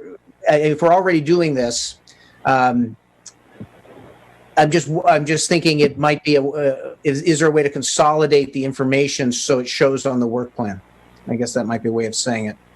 So it's, I would recommend it just be itemized as a separate item to, if we're going to add it, I would recommend we add it not as a combination to 1B, but a separate line item to draw individual attention to the bike lanes and building out, expectations on master planning those. The trail specific reference is the idea that we discussed recently that had its origins through the Parks and Rec Commission. And so we have set in motion some additional thinking and planning with respect to those trails. And I think the thinking behind those conceptually at this point was more of a pedestrian, non-bicycle type of path. But clearly on the bicycle side, there are a lot of opportunities as well as plans that have been thought through over the last couple of years. Any other thoughts from council on that item? Erica, could you refresh my recollection? I understand that there's a special meeting coming up to talk about Spring Street, and I think it's a broader discussion with respect to improvements on streets in terms of bike lanes and that kind of thing. I actually cannot participate in that meeting because I'm recused, but at least we want to tell our folks when that meeting is and what the topic is. If you don't mind doing that, I appreciate it. No, thank you. I wanted to touch on what Councilmember Knudsen brought up. The Spring Street project was supposed to come back to council in the early spring, but then COVID happened and we were still trying to figure out the public process. So the special meeting is being held next Wednesday at 5 p.m. on Zoom. The agenda is, the intent is to publish it tomorrow. Priya may correct me. Priya next may correct me if I'm wrong. She's leading the ATC charge right now. But there will be a special meeting to rehear the Spring Street. We have a presentation by our consultant that's helping us with the W-Trans out of Santa Rosa. And the PowerPoint will be attached to the staff item that's being published. And then it will come back to council in the near future. This was a miss and oversight on Public Works side. It should have been part of the original design package as a refresher, and it was missed. So we were trying to capture it last year during construction season, and it needed to come back. So moving forward, like Grayson and South Crane, it is being captured in design as it should have been in the first place on the citywide paving, and projects in the future will include the review of the bicycle plan and what elements can be captured within the bicycle plan and eligible under Measure T. Thank you. Oh, I'm getting a note. We're going to have to go beyond 9, so I'll interrupt this item here and ask for a roll call to extend our meeting here. Motion? A motion? Right. Yes. So moved. Second. And now the roll call. Thank you, Mr. Vice Mayor. Vice Mayor Doring? Yes. Councilor Chateau? Yes. Coverstein? Yes. Knudsen? Yes. Mayor Ellsworth? Yes. Okay, thank you. And I'm just going to say thank you, Erica. Appreciate it.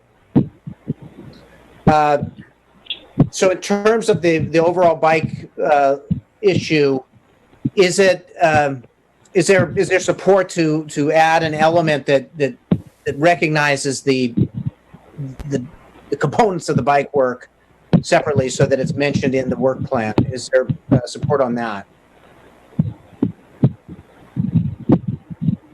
Yes. Okay, very good. Okay, very good. So if there's a way we can do that, that's just sort of compiling what we are doing.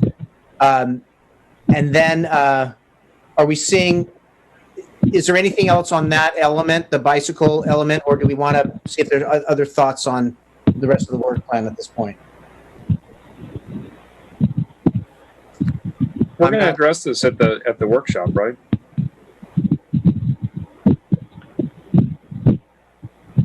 Mr. President, Address which item? I'm sorry. This isn't it for this work plan, isn't this? Aren't we coming back to this? I thought, is this it? And we're stamping our approval on it. This is the work. This is the work plan moving forward. It's a living document, and Okay. we intend to bring it back to you on a regular basis for review. Well, given that it's a living document, then I'm comfortable with it as it is. Me too. Very good. As am I, and I want to thank staff. I think this was really good work, and thank the council for all the focus. And so with that, I'll ask for a roll call. I'm sorry. I'll ask for a motion. Let's see.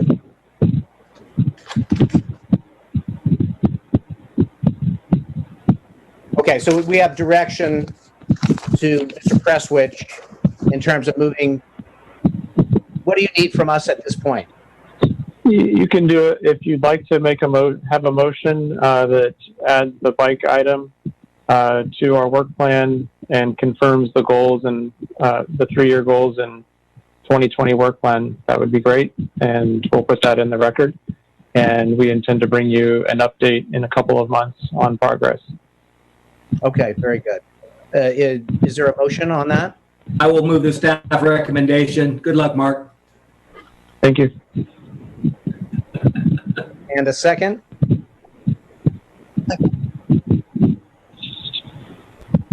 I will second it.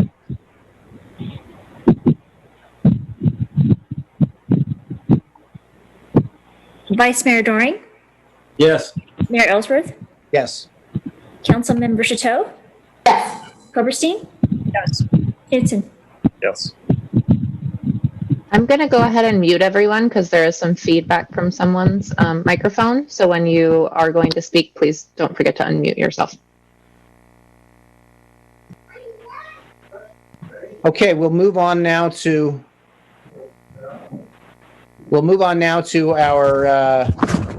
final item. This is item 11.1. This is discussion and direction for the agreement for payment of installments to finance private sewer laterals and consideration and approval of a resolution approving the agreement for payment of installments to finance private sewer laterals for the downtown sidewalk improvements project number R18-81. And this was prepared by Martin Beltran.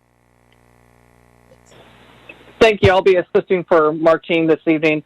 I wanted to, this was brought up back in, I want to say, right, initial proceedings of COVID, the possibility of fast tracking the downtown streetscape project. And while we did not move forward, the city council did not move forward with that action at the time, we were asked to meet with the city council ad hoc committee, which is comprised of council member Koberstein and Vice Mayor Doring. And the idea was that we would also look at a sewer lateral, a financial agreement program with the property owners. There's approximately 27 sewer laterals, ranging from one with a grade 5, which is the number one, the best sewer lateral you can have, down to a 1, which is very poorly and needs replacement sewer lateral. And in light that we have time to create this project next year, that we try to assist our property owners and assist in financing the replacement of these sewer laterals, which is also one of our obligations in our Riverwatch settlement agreement, is to improve not only our city's own sewer mains, but ensure our private sewer laterals are also meeting compliance.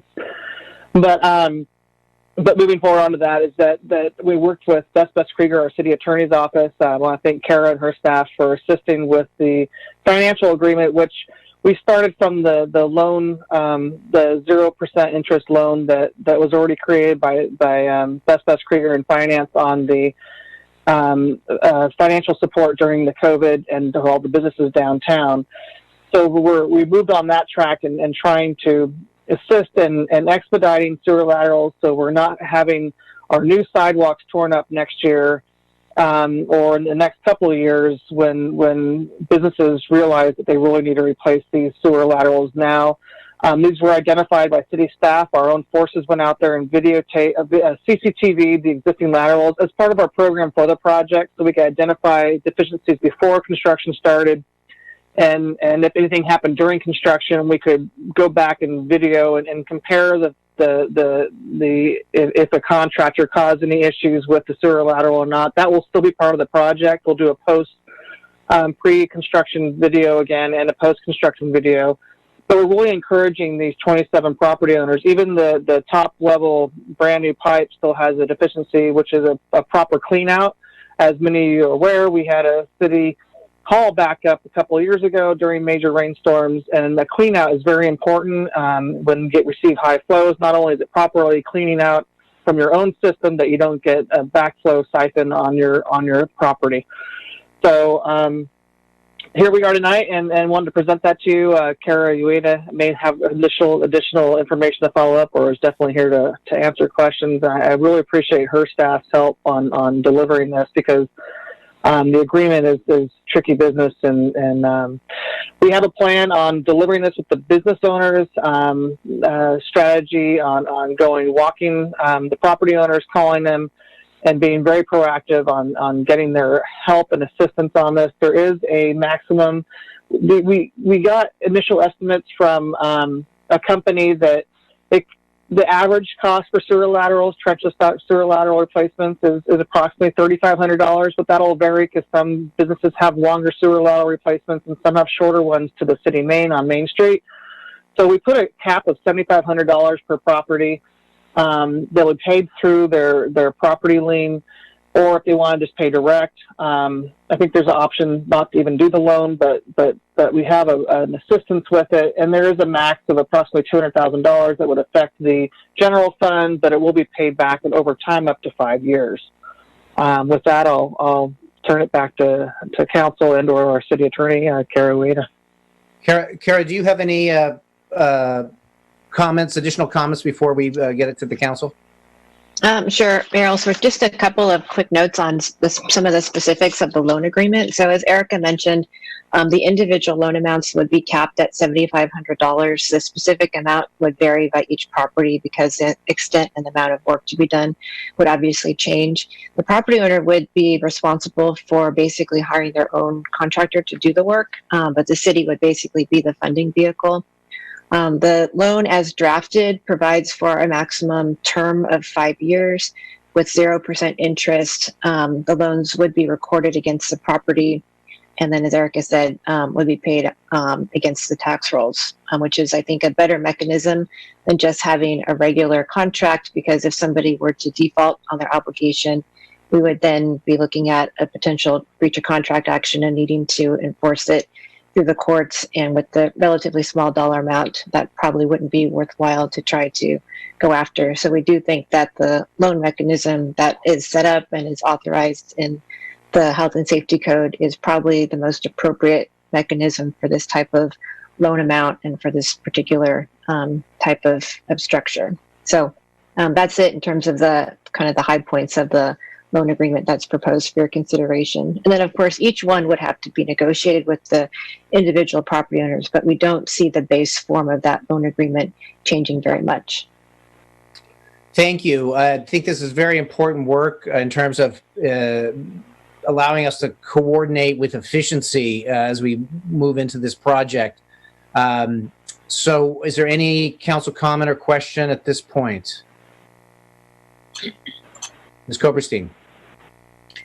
I think this is obviously the carrot to get people to do the work, but what is our plan to be encouraging the work to actually be undertaken so that it happens before the next phase of the streetscape comes in?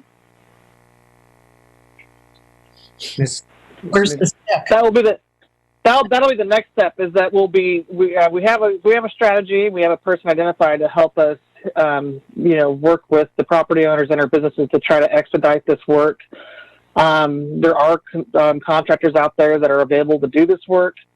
We actually even had a person interested that's not even on Main Street. So maybe this could be a template or pilot for expanding this to other on an annual basis, a sewer lateral replacement program to assist other property owners. I don't want to name names because it was submitted to the city directly, but it wasn't a public comment, but an interest. And can council expand this to other folks within the city to make improvements on things they didn't discover until COVID occurred? I think the coordination and making sure the work gets done is an important part of this. It was frankly the reason we decided not to try to expedite the sidewalk replacement program in the first place. And so I just hope that you've got some plan to get people to actually get the work done, besides just giving them the money or offering the money. What is the window of opportunity for the work to actually get done?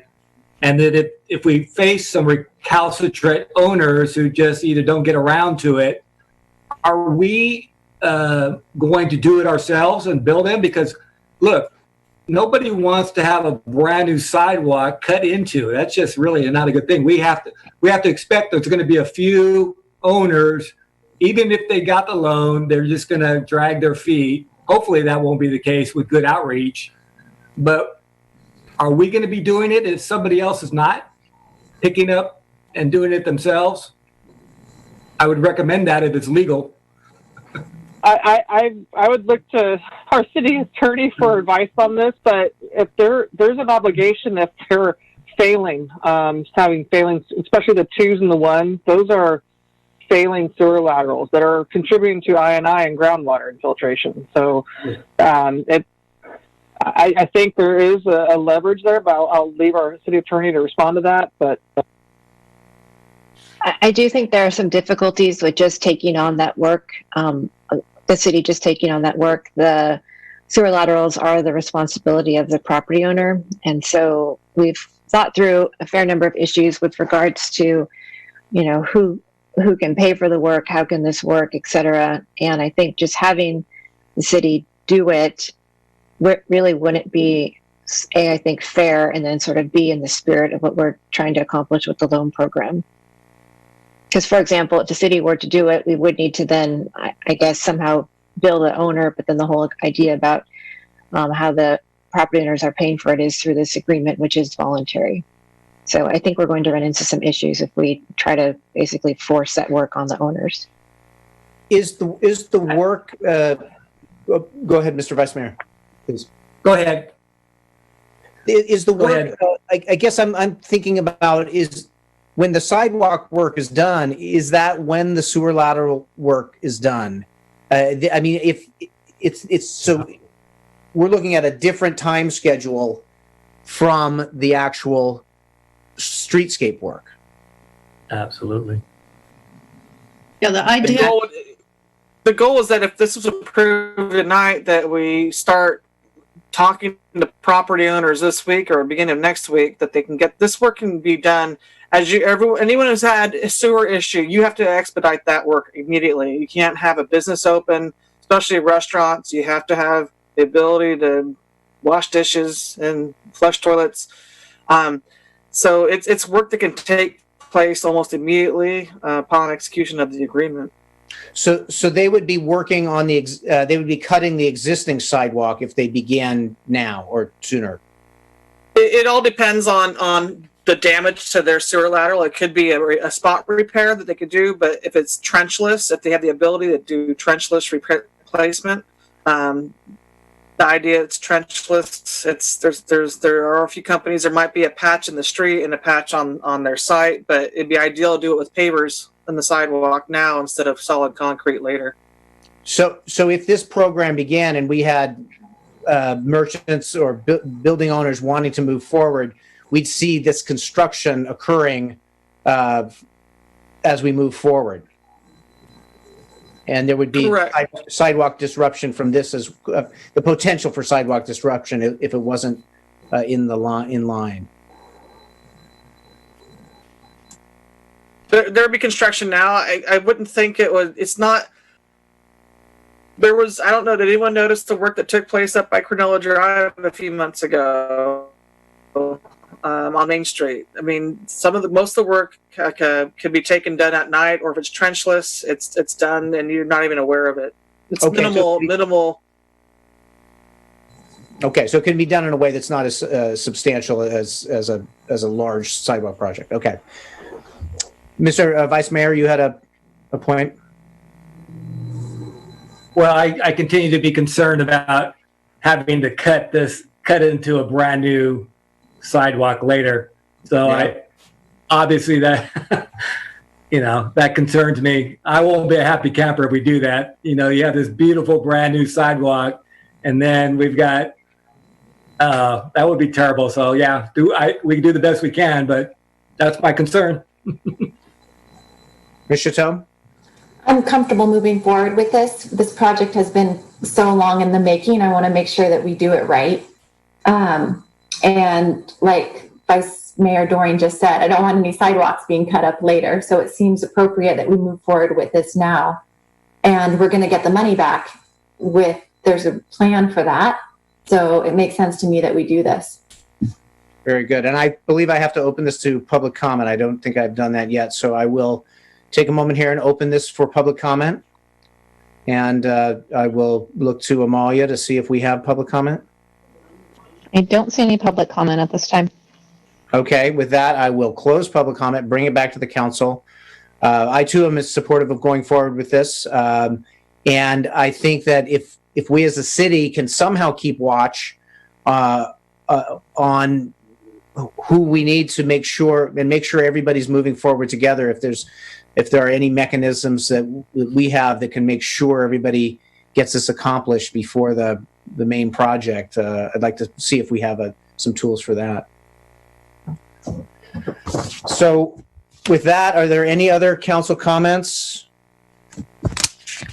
I'm seeing none, and the staff has direction. So with that, Mr. Prestwich, you have a thought on that? We need a motion on this and approval of the motion. Okay. Is there a motion? I'll move approval of the resolution attached to the staff report. I'll second. And a roll call, please. Councilmember Koperstein? Yes. Okay, thank you. Shuto? Yes. Knudsen? Yes. Mayor Ellsworth? Vice Mayor Doring? Yes. Mayor Ellsworth? Yes. Okay. Very good. Thank you. That is our last item. And before we go, I just want to once again circle back on the COVID issues briefly. We're still in the middle of this. Everybody, the 3 W's, wearing a face covering, washing your hands, watching your distance. If folks are interested in testing, you can go to the Napa County website. You can go also to the St. Helena website and link through there, but you can go directly to the Napa County website. There are challenges all over the country and the state, but the counties and our municipalities are working as hard as we can to make sure that there's access for our community. So thank you, everybody. Thank you to the council and staff. And we'll just keep working through all these issues together. And one last thing I'll put out there is that if anybody is in a challenging situation due to COVID, whether it's a community member, a business, please reach out and let somebody know, or if you know somebody who is in a challenging situation, let's all keep working together and get everybody through this. So thank you very much, everybody, and I will adjourn the meeting.